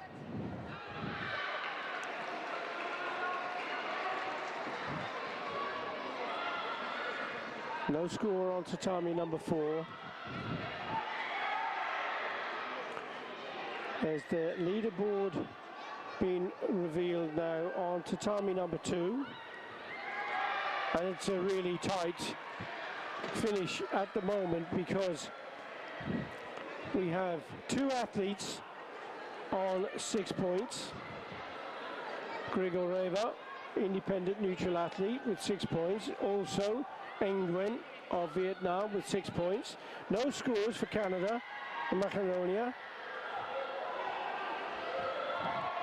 And that is on tatami number 2.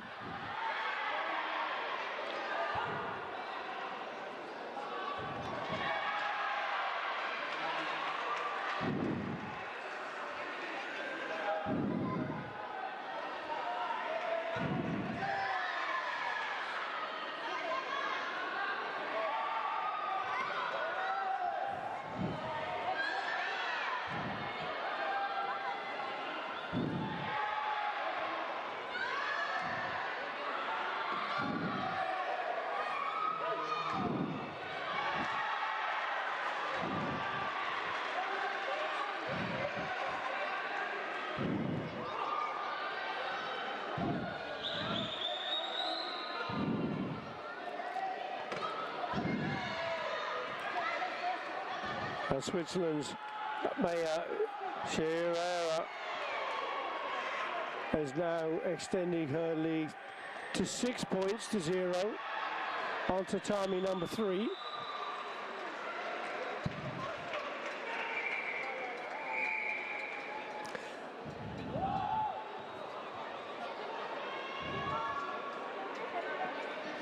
Big match now on tatami number 2 because this is likely to decide who goes through as the winner, if it indeed ends up as a win for either of these athletes.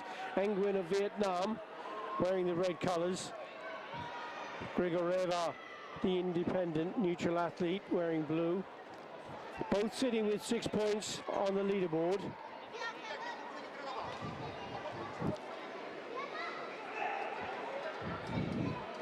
Over on mat number 1. We also have a tied first position at the moment between Poland and Romania, both of which have 6 points. Macedonia has 3 points, Ireland with no points.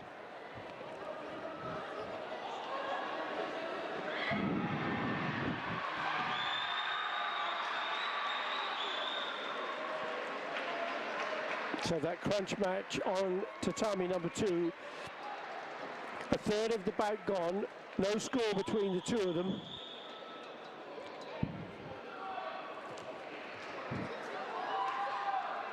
If there's a clear winner of this bout, they will go to 9 points and will qualify for the elimination phase.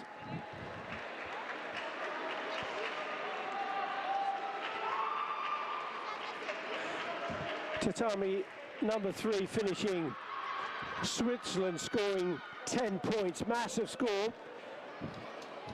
among the highest scores of the day in this division.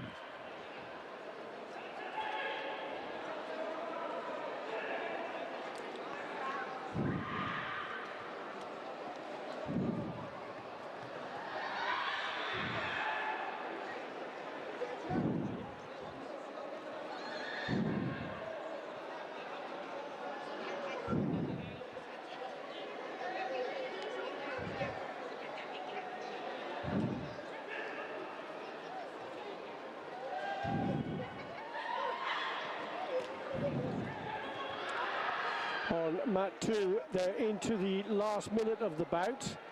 This is between Nguyen Tai Tu and the independent neutral athlete Elizaveta Grigoreva.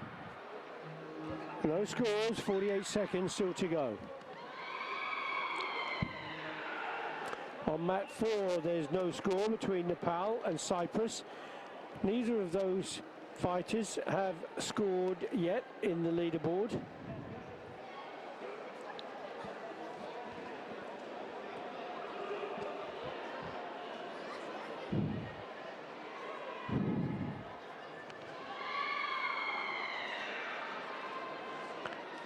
Now on tatami number 2, Elizaveta Grigoreva has taken the lead with 48 seconds to go, but there is a video review requested from the coach of England, and that's over on mat number 2.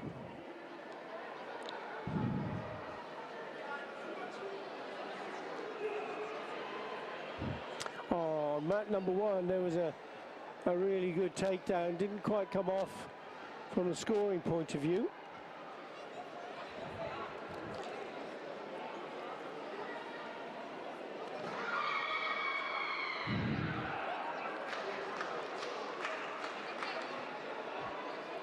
A 1-point score for Kosovo on mat number 3.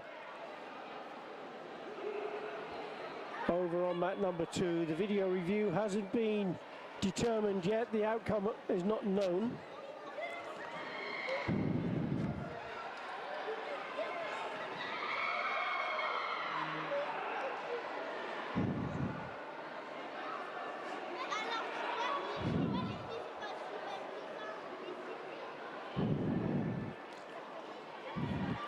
Just to remind viewers that the referee on the video review has an option to go back 6 seconds, but they don't know what they've been asked to look for.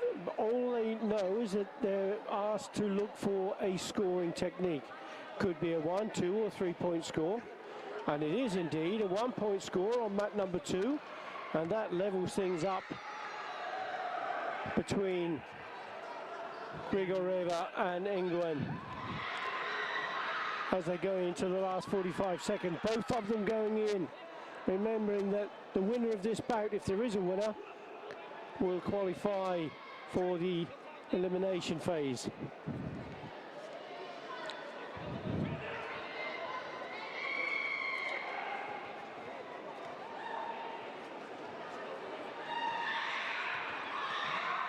.38 seconds still to go. Nguyen staying in close.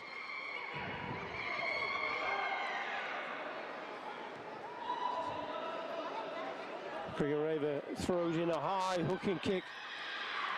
Now there's a point being scored by 2 of the judges for Nguyen. That's a crucial point at this stage of the bout. Mat number 2, that's where the focus of attention may well be at the moment. There's a century being given as well. 17 seconds still on the clock. Straight off the line, Grigoreva desperately trying to get back on terms. She senses her first place position ebbing away. 3 seconds still on the clock. There's a video review requested from the coach of Grigoreva.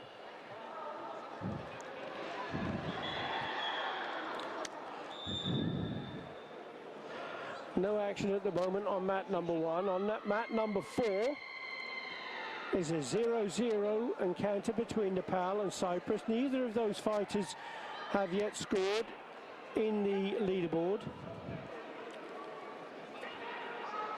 Mat number 3, Kosovo versus Bulgaria. Bulgaria leading 3 points to 2. Last 3 seconds, a video review request.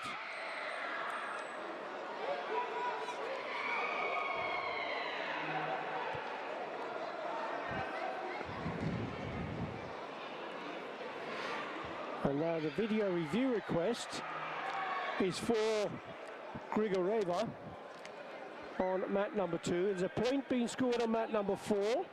This time that's broken the deadlock. Kontu of Cyprus receives a Yuko score and the Senchu. 52 seconds still to go. 3-point score on mat number 3. And it's gone to Tsarneva of Bulgaria.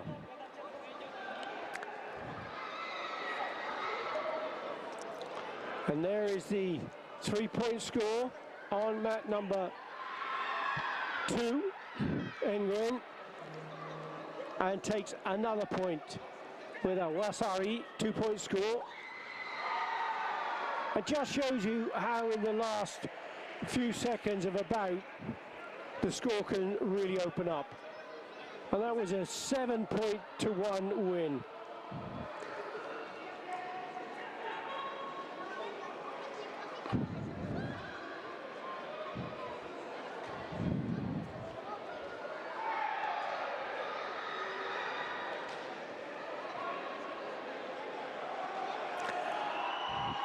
You see on the leaderboard for pool number 4, we have 4 of the athletes with 3 points each. So this is a really, really tight pool. Philippines, Czech Republic, independent neutral athlete, Hong Kong, China, all with 3 points each. USA, Maldonado, yet to score.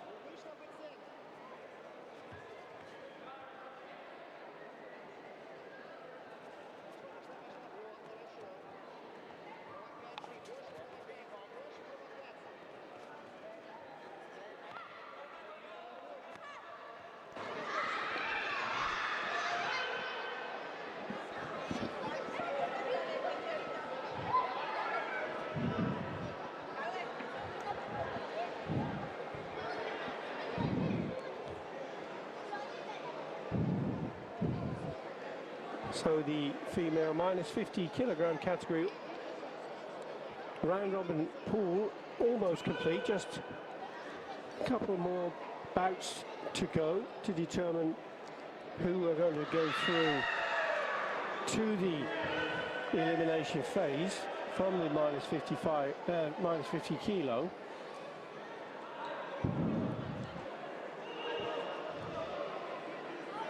And still have with us Dion Panasian of Australia.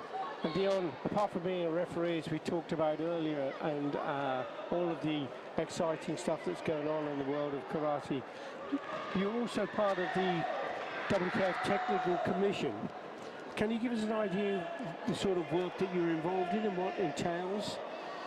So the Technical Commission are basically, their role is to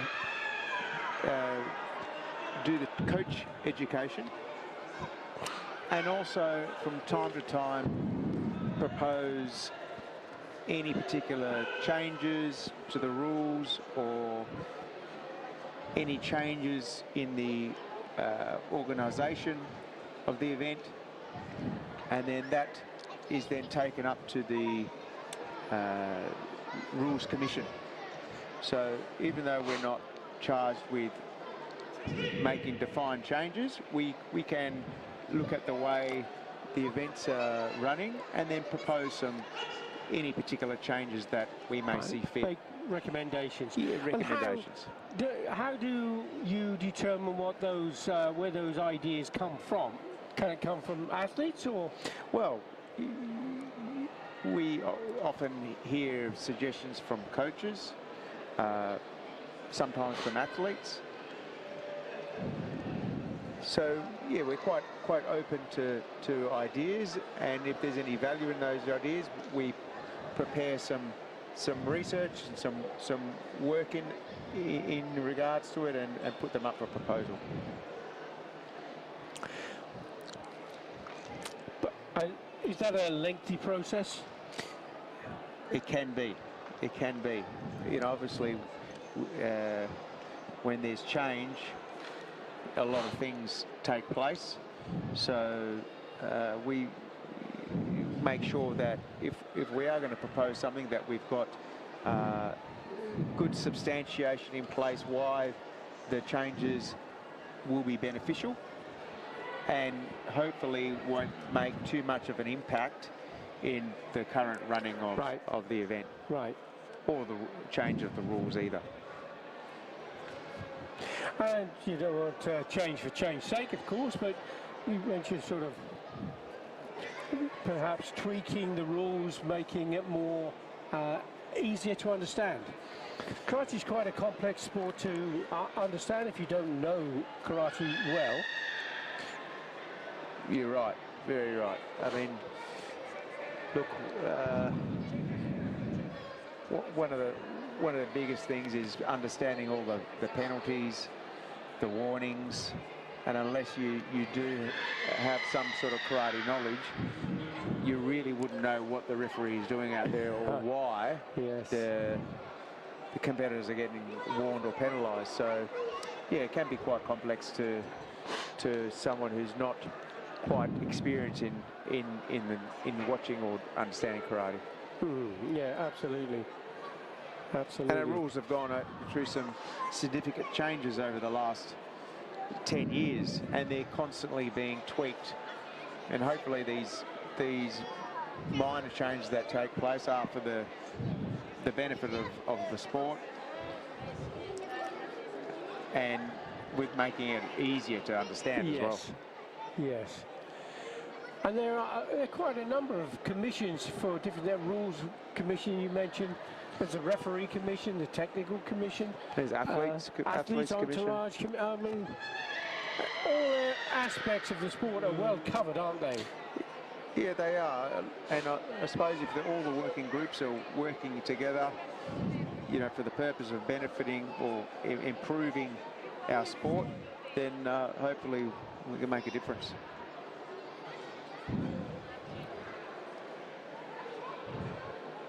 So on Tatami 2, that's the only match that remains in the minus 50 kilogram, female minus 50 kilogram Kumite. And it is Michaela Mishkova of North Macedonia in the red colours, who's now going to be trailing by another point. All four judges going for the score. And it's going to Yamina Leyansa of Canada. Still 1 minute 36 seconds to go.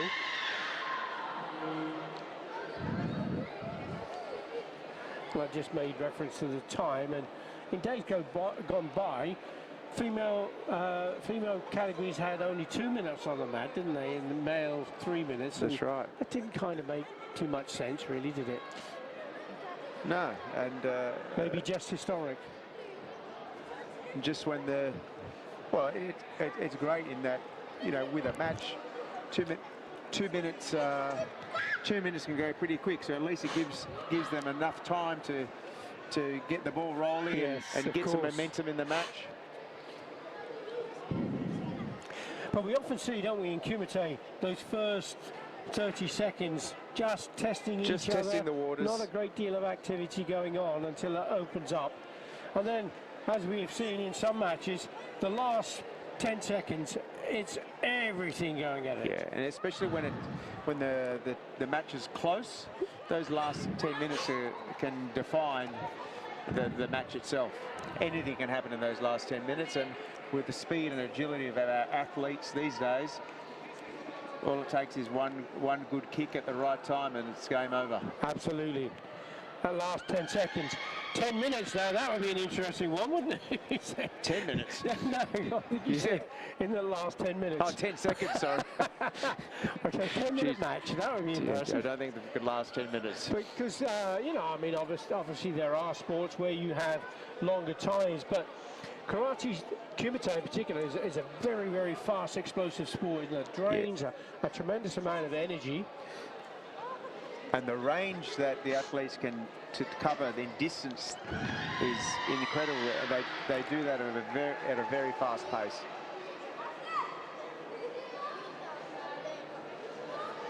So there's it's always great for the referee to see 4 flags. Makes his job a lot easier. Another very valuable point there for Canada. And once again extending, and we see these closing stages, just 7 seconds on the bout, and another point. Still 7 seconds. Big score, yeah. Tatami number 2 we're looking at here.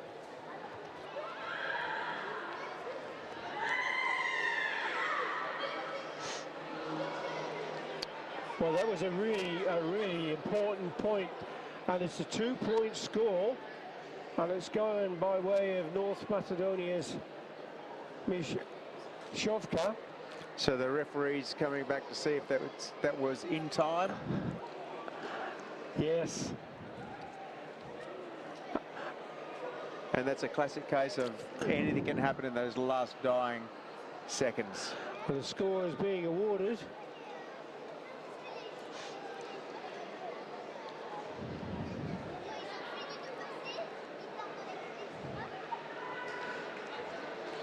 Close match. Yes, very much. It was a very close match, but it was the Senchu advantage that made the difference, and that's an important aspect, isn't it? That Senchu.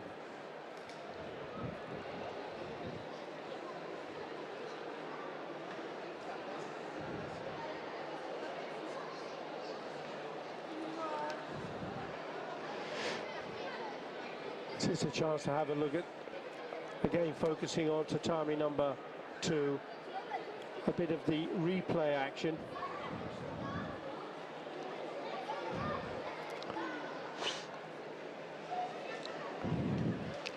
And the formalities of the bow.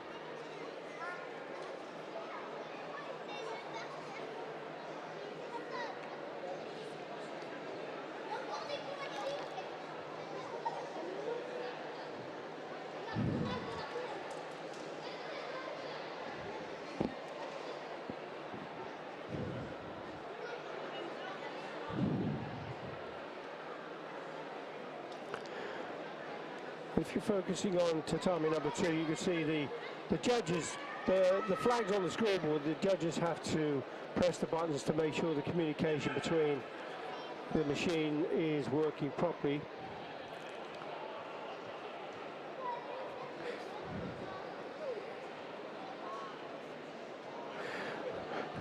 Now, once more, we are on tatami number 2, mat number 2, and it's about between individual neutral athlete Uliana Markeva in red colours, Aka. She's up against Daniela Mulder of the Czech Republic.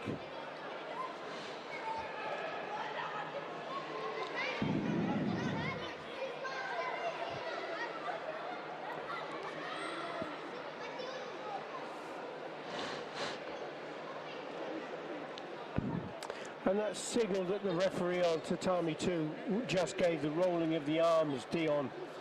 That's explain what that's all about. So that's a passivity warning to encourage the competitors to engage more.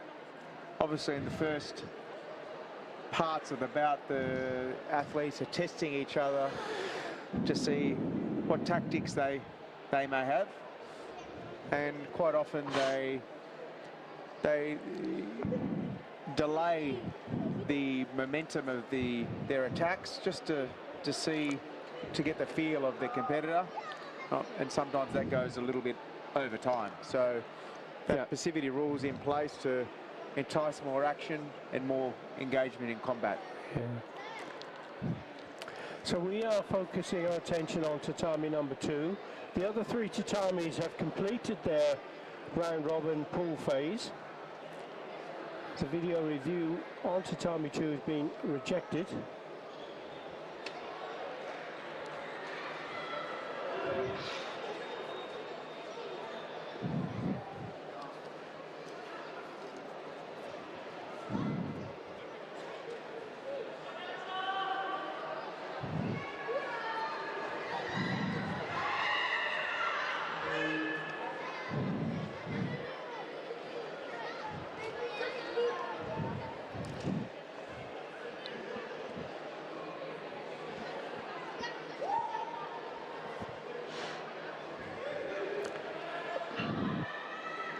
So, Dion, when we saw just now 3 flags shown, but it doesn't necessarily mean, does it, that the judges have gone for the same scores?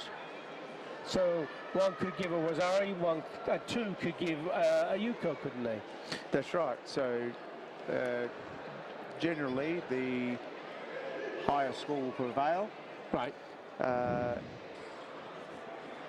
Quite often a competitor throws a punch and a kick simultaneously, and it really all depends on what the judge on their angle sees first.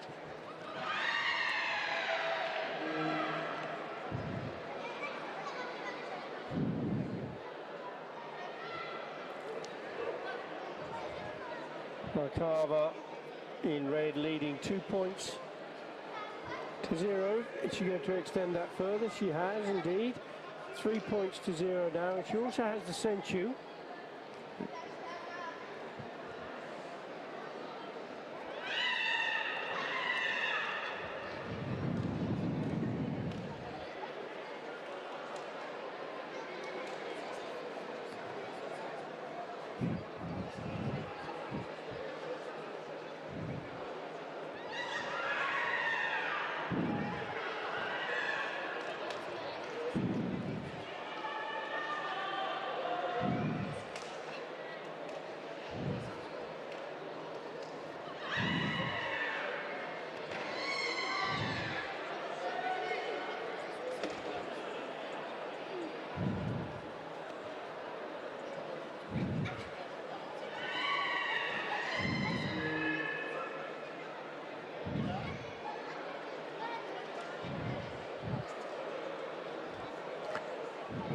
So 1 point score.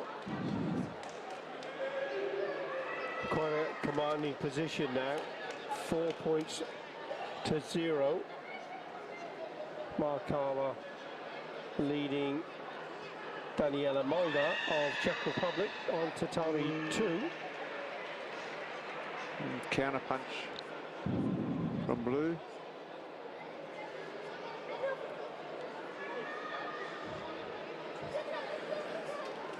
We made mention earlier, didn't we, about the Pierre de Coubertin Stadium and how the rich history that's gone on in this stadium, Dion. Are there any memorable bouts where you can recall, maybe as a referee, or anything that stands out in your mind? I was just seeing Steve DaCosta before, and remembering his final match in Spain in the World Championships, yes, prior to the Olympics, and I was judging one on that final match, and I recall the hook kick he performed in the final moments of the match, and it was definitely on my side, and luckily we got support on the other side to award the point, and yeah, won him the world title. So yes, and then he was fortunate to back that gold medal up in the Tokyo Olympics. So I think that was a real memorable match. Well, he's a phenomenal athlete, of course, and the French National Federation, absolutely, and a very humble individual. Absolutely. 3 world titles, Olympic champion, 3 junior world titles as well, and European titles, and 12 Karate One Premier League. That's an amazing a phenomenal record. Athlete. Amazing record. He's and retired now from competition. And hopefully he'll be able to give back to the sport. Oh, and I think he will be. He's definitely one of those individuals that loves the sport so much he still wants to be part of it.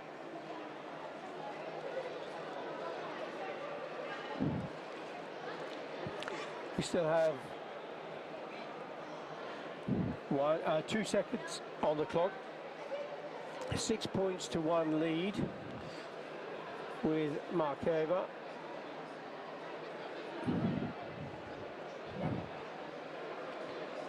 Looks like there was an issue with the time clock, so referees just checking with the coaches if they're okay with changing the time.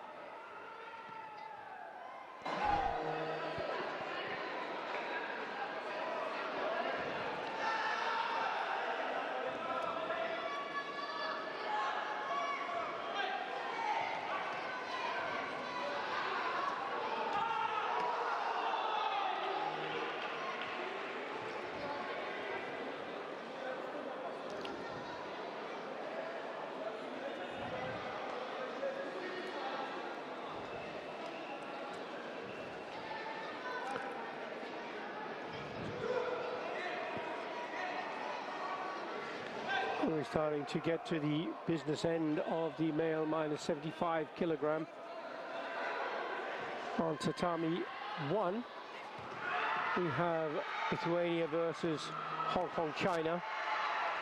Lithuania represented by Thomas Balasius and Li Manhei of the People's Republic of China, or Hong Kong, China, more importantly, is on tatami 1. On tatami 2, the bout between the Republic of Korea and Colombia. And Gwang Min of the Republic of Korea leading 5 points to 3 against the Colombian Vega Santiago. Tatami number 3, with a 5-1 lead so far, Omar Al-Janai of Kuwait is leading Rwanda's Halifa Hityimtaga. Also on tatami 4, England's Brian Wilkins is leading 2 points to 1 against Finland's Thomas Sur Inkoinen.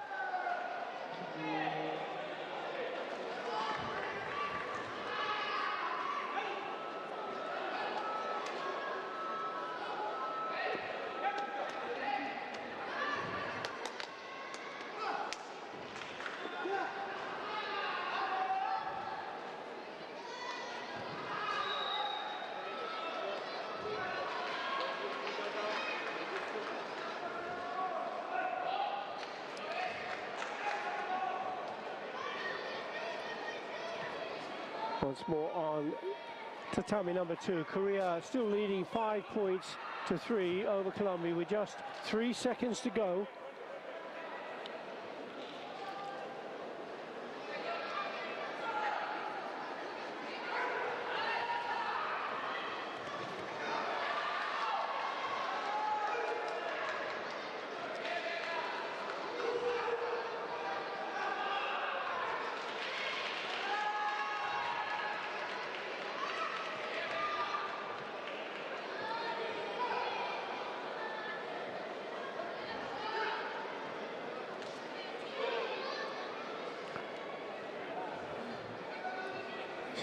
Pool number 10, the leaderboard is now with 1 win, Netherlands, and each of the other 3 athletes in the pool still to open the score. So it's Franken of Netherlands leading with that 1 win so far. The male minus 75 kilogram category with 12 pools. And with that 12 pools, it means that only the winner in each of those pools can go through.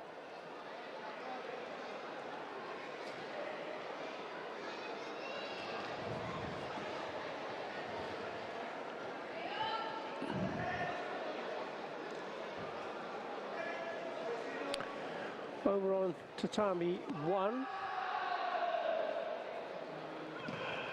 there is the 0-0 score just taking place there. Côte d'Ivoire and Brazil. No score with either of those at the moment.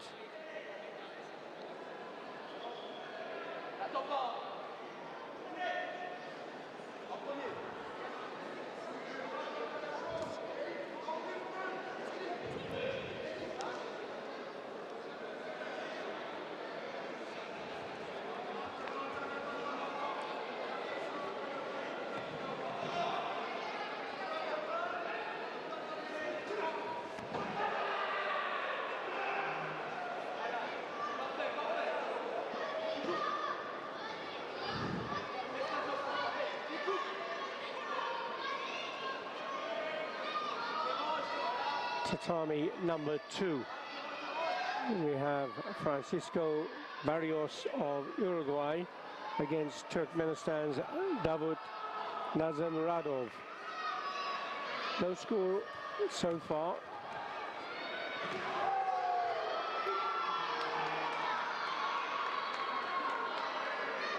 On tatami 4, there's a 4-0 lead at the moment for Chinese Taipei's Tongyu Cheng. And he's competing against Costa Rica's Gabriel Vargas.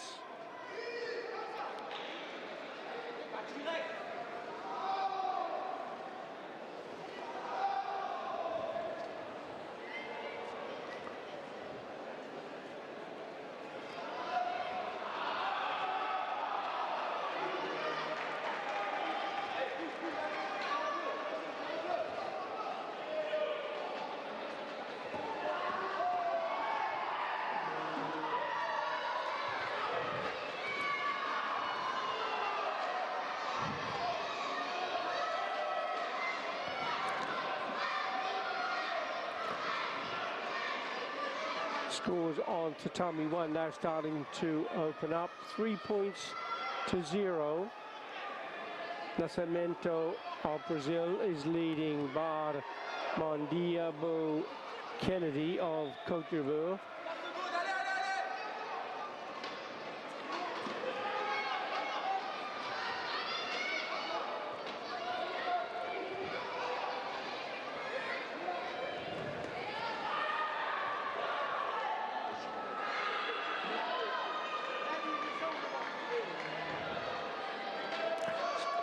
Still no score between Uruguay and Turkmenistan on tatami 2. That 4-0 lead on tatami 4 still lies with Chinese Taipei's Tongyu Cheng over Gabriel Vargas.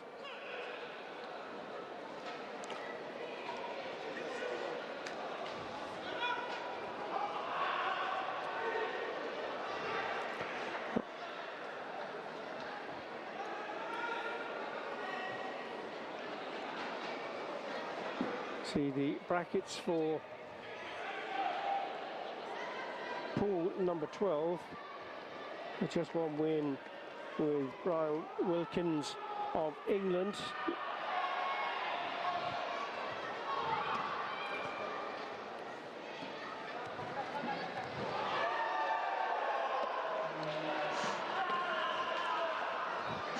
Just to remind everyone that there are only the first in the 12 groups, 12 that go through, number 1 spot, they go through to the elimination phase. So it's all really tight in some of these categories. Each of the athletes compete with the others in the pool.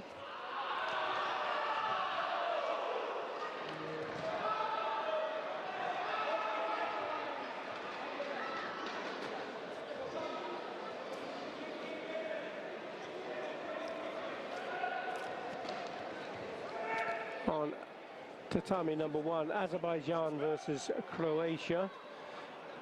The referee just checking to see if there was any contact or whether it was a valid point, and the points being given. So it's 4-0.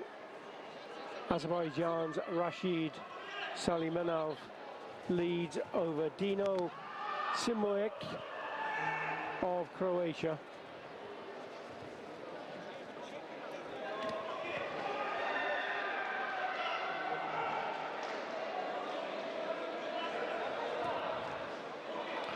Tatami number 4, there's still a 0-0, 0-0 score at the moment between Denmark and the Netherlands.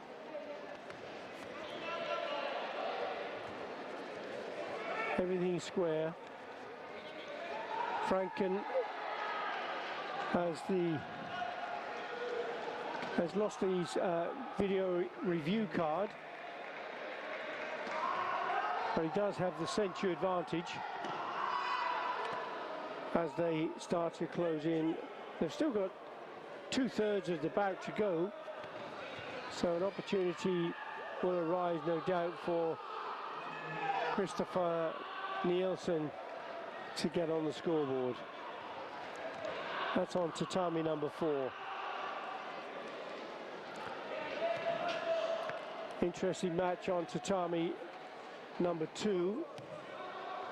The scores as they stood, Uruguay, Turkmenistan, 4 points each. Senchu lies with Uruguay, and that is Barrios Francisco. 25 seconds still on the clock on tatami number 2. 4-4 the score. The Senchu lies with Barrios of Uruguay. Just taking another Jogai warning. Good Shudan Gyakuzuki there from Barrios. The judges stopping the bout. Referee awards another point. That's 5 points to 4 now. 22 seconds to go. Tatami number 2. Tatami number 4. Franken still leading convincingly over Christopher Nielsen. 5 points to 0. Franken has that lead. And that's the same score on tatami number 1 with Azerbaijan and Croatia. 5 points to 0. Rashid Salimanov leads.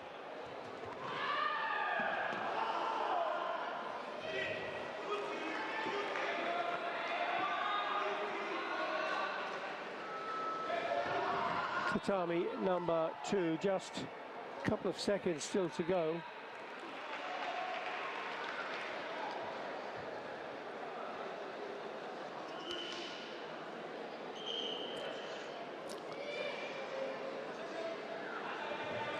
As Mirodov of Turkmenistan has done well to claw back some of that deficit that he was trailing by. Now 5 points to 4.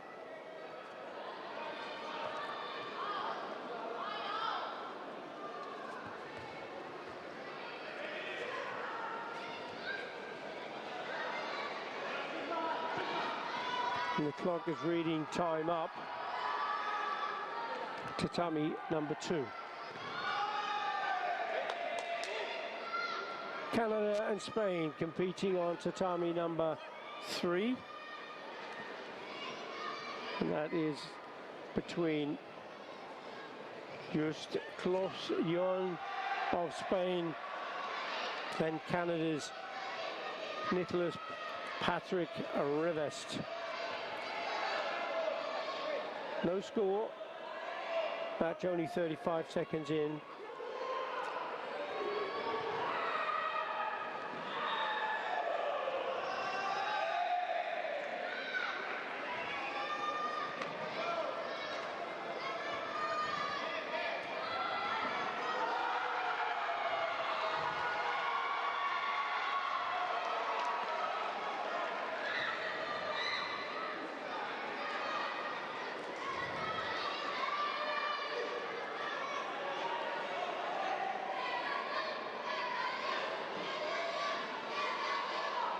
Interesting match on tatami number 1.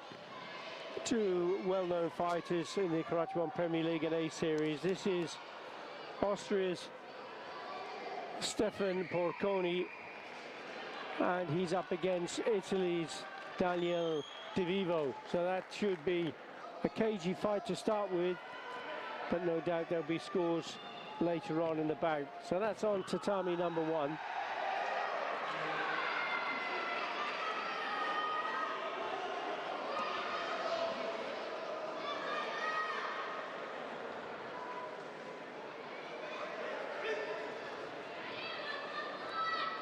Tatami number 3 is still Spain and Canada. The bout is underway and it's 1 minute 40 seconds in, but it's Canada now leading 3 points to 1. Had to get the match underway on tatami number 4 between Germany and North Macedonia. Petar Zaborski of North Macedonia He's up against Roman Reiswich. That match between Italy and Austria on tatami number 1, still no score, coming up for the halfway stage.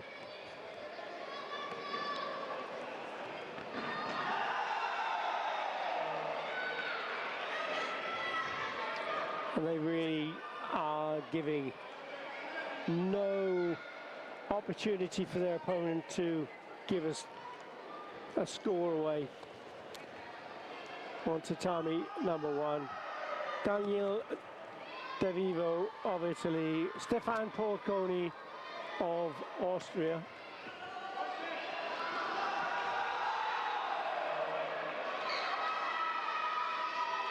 And Porconi, 33 years of age. He's been quite successful Karate One Premier Leagues. He's had 2 golds, 2 silvers and 2 bronze. Continental bronze medalist on 3 occasions. He has won a gold medal in the A series.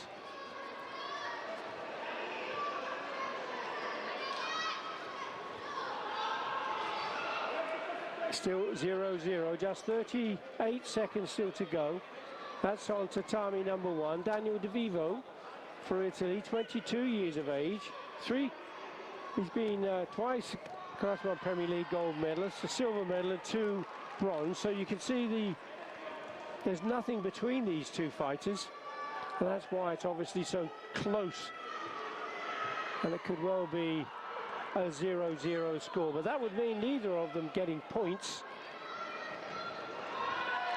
in this match.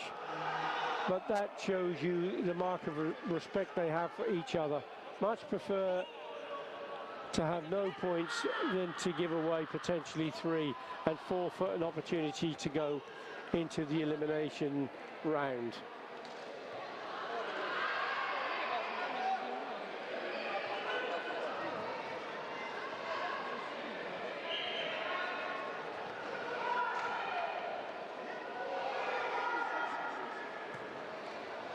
The referee confirmed it's a hikiwaki on tatami number 1 between Porconi and De Vivo. 0-0 it ended up.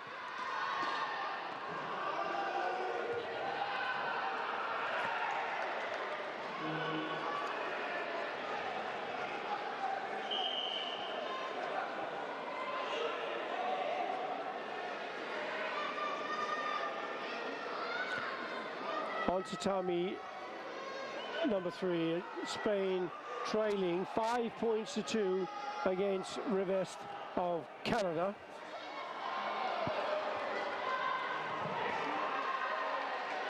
Germany now takes the lead on tatami number 4. 1 point to 0 against North Macedonia, Zaborski. And now there's a 3-point score added to that. 4 points to 0 now for Reswich.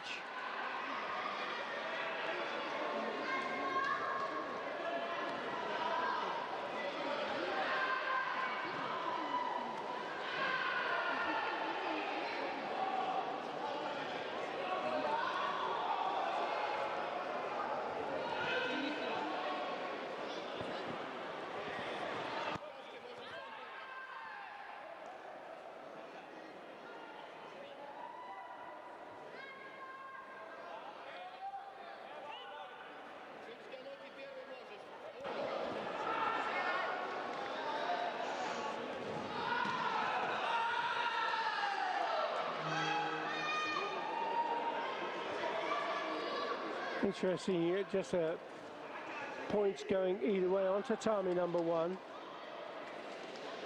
Each of the athletes getting himself 1 point score. That's between Philippines and Slovenia. Alwin Batikan of the Philippines against Bo Ribret of Slovenia.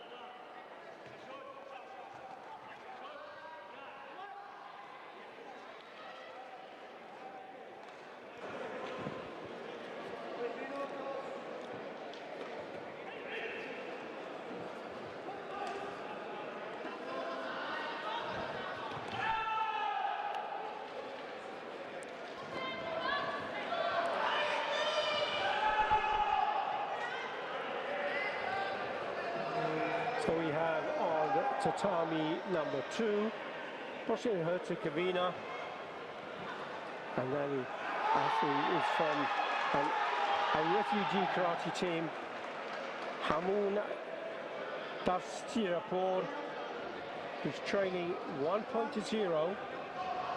Bukhara of Bosnia and Herzegovina has a 1-point lead, and he has the century advantage. On tatami number 1 is Brazil against Hong Kong, China. Nascimento is leading 3-0 on tatami number 1.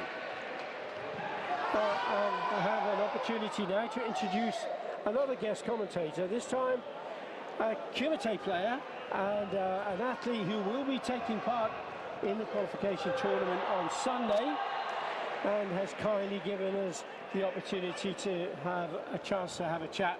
And of course, now, who I'm going to be introducing is an accomplished athlete, premiership medals, continental medals, and a Guardian Girl senior instructor, Amy Connell from Scotland. Amy. Hi Billy, thank you for having me. Now, from the Guardian Girls, what is the title of your position? So I'm the chief instructor for the World Karate Federation for Guardian Girls. Senior instructor. Chief instructor, yeah. Oh, the chief instructor. Ooh, sounds better, doesn't it? Yeah, well, absolutely. That means you're leading the program for the instructors. Okay. And those instructors around the world can be appointed, they're trained. How does that happen? Can you talk us through that? So what we've been doing a lot this year is we've been going to different countries and actually training other women to be able to be Guardian Girls instructors in their country, so that they can then take it into their local communities and work there. And it's been going really, really well. We've been rolling it out in Australia this year, lots of people from New Zealand, different things like that, Ireland. It's been going really well. And I mean, you're obviously enjoying it. Yeah, very much. This is your second year you've gone into, or is it your third? Almost the third, yeah. Third year. Third year. The time We started has just off. gone so quickly, hasn't it? Yeah. And I mean, you must be obviously pleased. I'm assuming the World Karate Federation are delighted with the progress that is being made. Yeah, absolutely. It's been great to see the uptake from women from all different countries in the World Karate Federation. People are really getting involved and wanting to have instructors in their country and coming on board with it. So it's great to see the program thriving and really doing well. And I guess the objective is to get more and more women, not necessarily who practice karate, involved, is it? Nope. Yep. Do you prefer women who are not karateka, or are you finding that's happening? To be honest, in terms of the people that are coming to our seminars, we are looking for women who actually have never done karate before, because, you know, the people who do karate, they know how good it is, they know how self-defense works, they have that confidence from doing karate, whereas women who've never had the opportunity to do it before, that's who we're looking for. And what sort of age group are you talking in?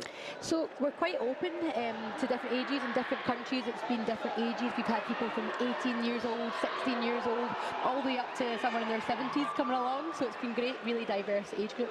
Fantastic. I'm going to ask you in a moment, what's your next step? Where are you going from here? But if you can hang on just a second, because I'll just give an update of where we are.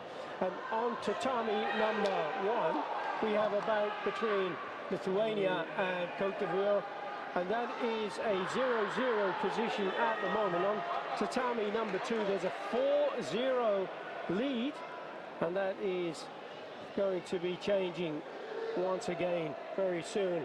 And on tatami number 4, we have Kingdom of Saudi Arabia, 7 points to 1, leading Romania.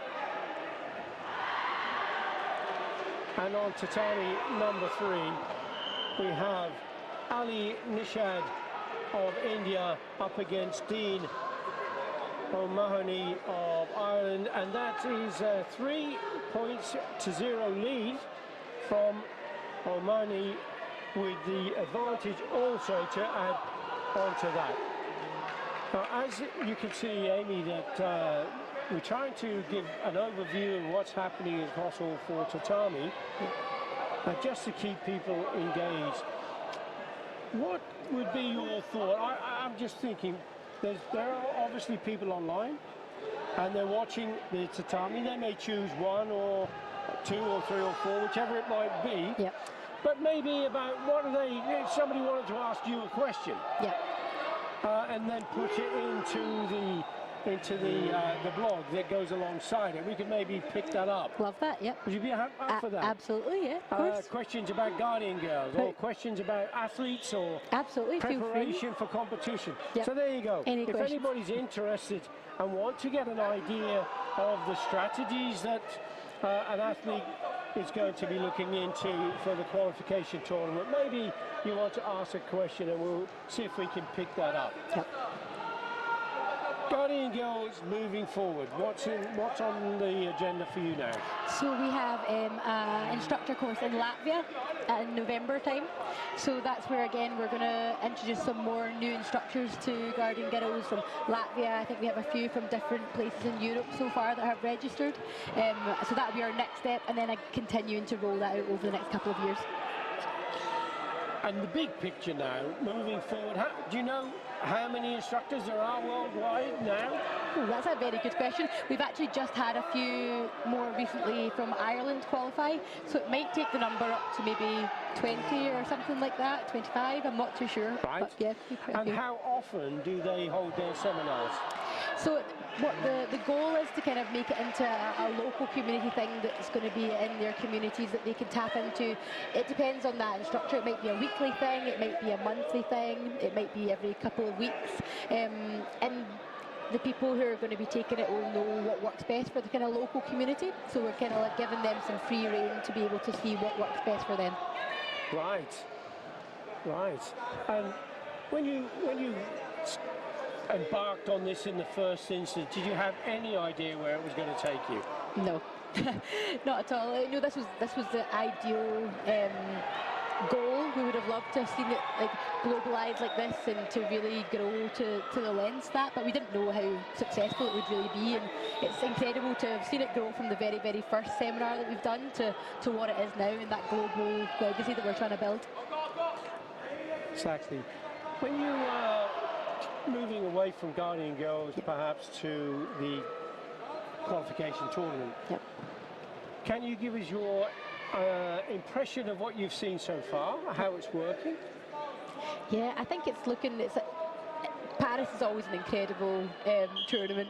They always put on such a great show. It's so professional here, and just the group stages is really interesting to watch. You know, we're seeing athletes maybe lose their first one, come back stronger in the second one. We're seeing them kind of back and forth, and it's exciting to see rather than sometimes we see them one fight and that's it. So actually, as a spectator point of view, and that's exactly the point. With that three, with that 3 or 6, minimum 3, maximum 6 in each pool. Do you know how many there are in your pool at the moment? 3 in mine. Oh, so wow. Yep. Win 2 and you're in. Yep.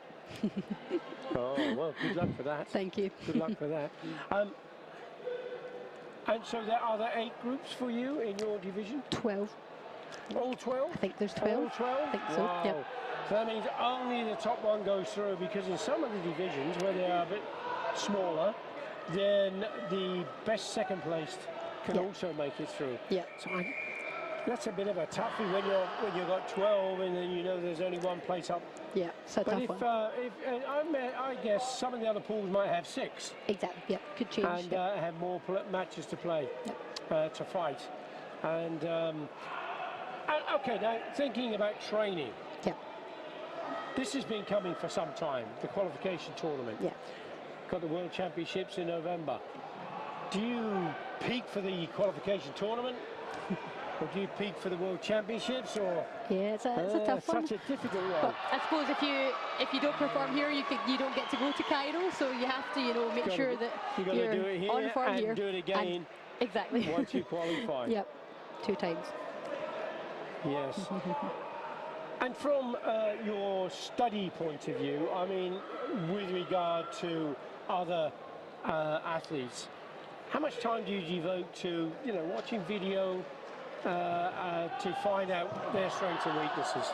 I think that there's a fair amount of that, you know, especially when you're competing with a lot of the same people year on, year out. You kind of get to know their style and how they fight. So that's definitely a big part of it, is knowing your opponents, how they work. But also a massive part of it is, you know, focusing on your own goals. You can only control your own fight. Yes. So sometimes we can get a little bit distracted by looking at other things, but you just really need to be able to focus on your fight and control that. Brilliant. We'll just give you a bit of an update on where we are with the competition so far, the qualification tournament. And on tatami number 1, Lithuania is now leading. Thomas Balasius leading 3 points to 1 against Kennedy Bar Mandibo of Cote d'Ivoire. Tatami number 2, we have Switzerland versus Bulgaria. Switzerland leading to Nico Sparoyer, 2 points to 1 over Bulgaria's Iskren Todorov.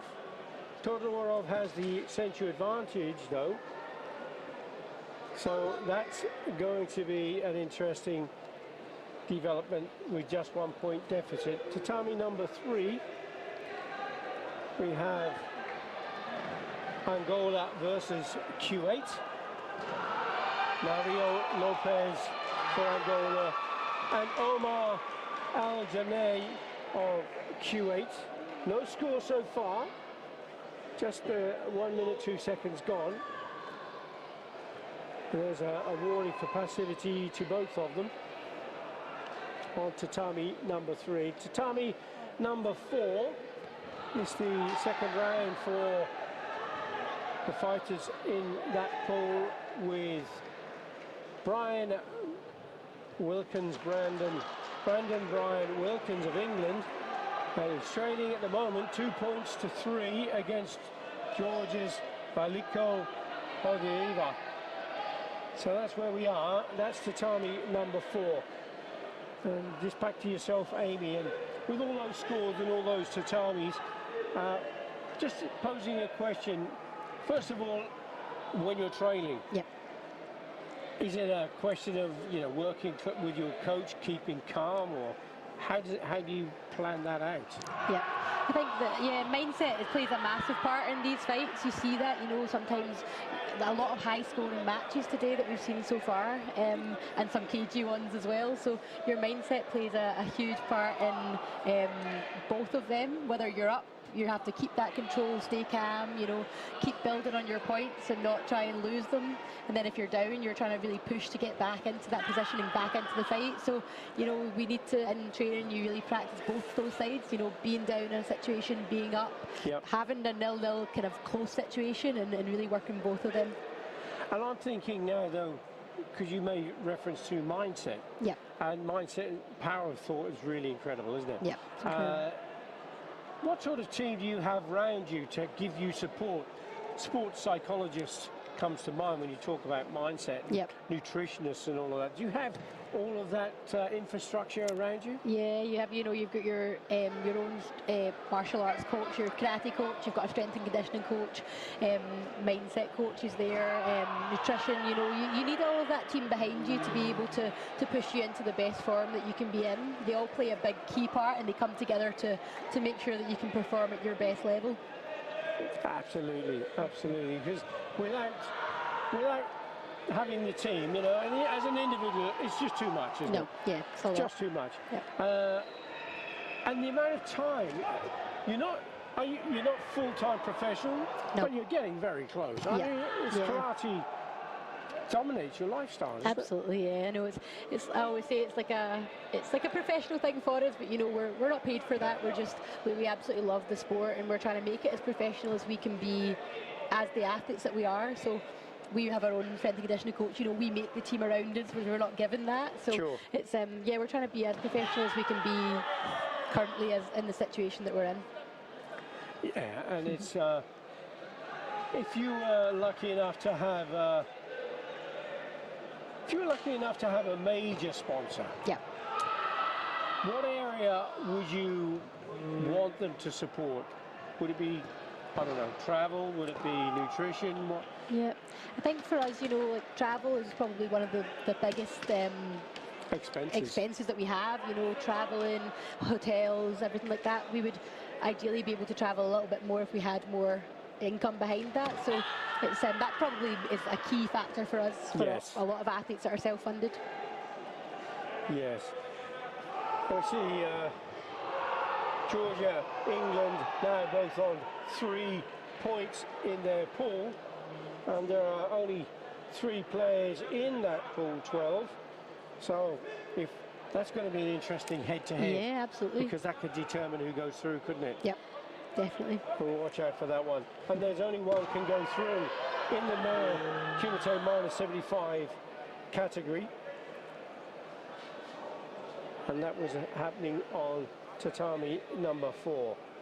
Now on tatami number 1 is still Austria and Croatia. Austria leading, not leading, it's now 1 point each. They both have a warning, or at least Austria does, should I say. And now there's another point going to go to Austria's Porconi. The Porconi had a 0-0 draw in that first match, so this is an important one for him. 2 points to 1 he will have, but there is a video review requested from the coach of the Croatian fighter, Silkic.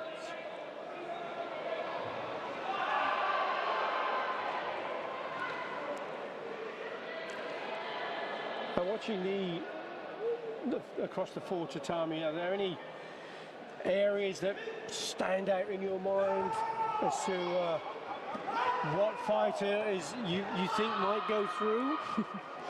I think been watching bits and pieces, also talking to yourself, trying to focus on the fights as well. I think that, you know, the caliber of people competing here has been very high.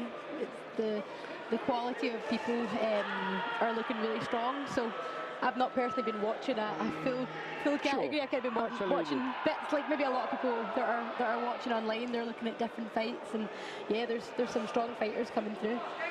Yes, and now what are your thoughts, Amy, about this concept of having an overview of the all 4 tatamis as they're happening, as opposed to a full-blown TV production? It's very different, you know, to what we're used to, especially even just commentating with yourself. You know, we're used to looking at one screen and one match. It's not play-by-play. No, it's a bit different. So it'll be interesting to hear how people are finding it that are tuning in to listen. Yeah, because we can link into some of the matches. Absolutely. And perhaps in the elimination phase in particular. Yep. Because that's going to be so crucial, isn't it? Absolutely, yeah. That's, you know, that's when it gets right down to it. I shan't say that, I'll rephrase that. When you get through, yes. when you get through to that final 12, yep. Preparing for that one match, yeah, that's going to determine your fate. Mm-hmm.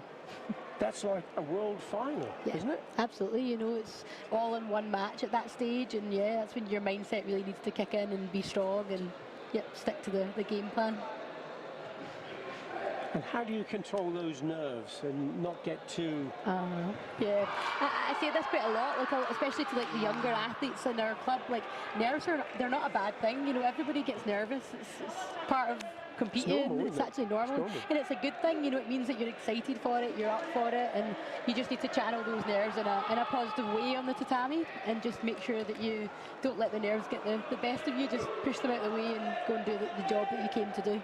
Exactly.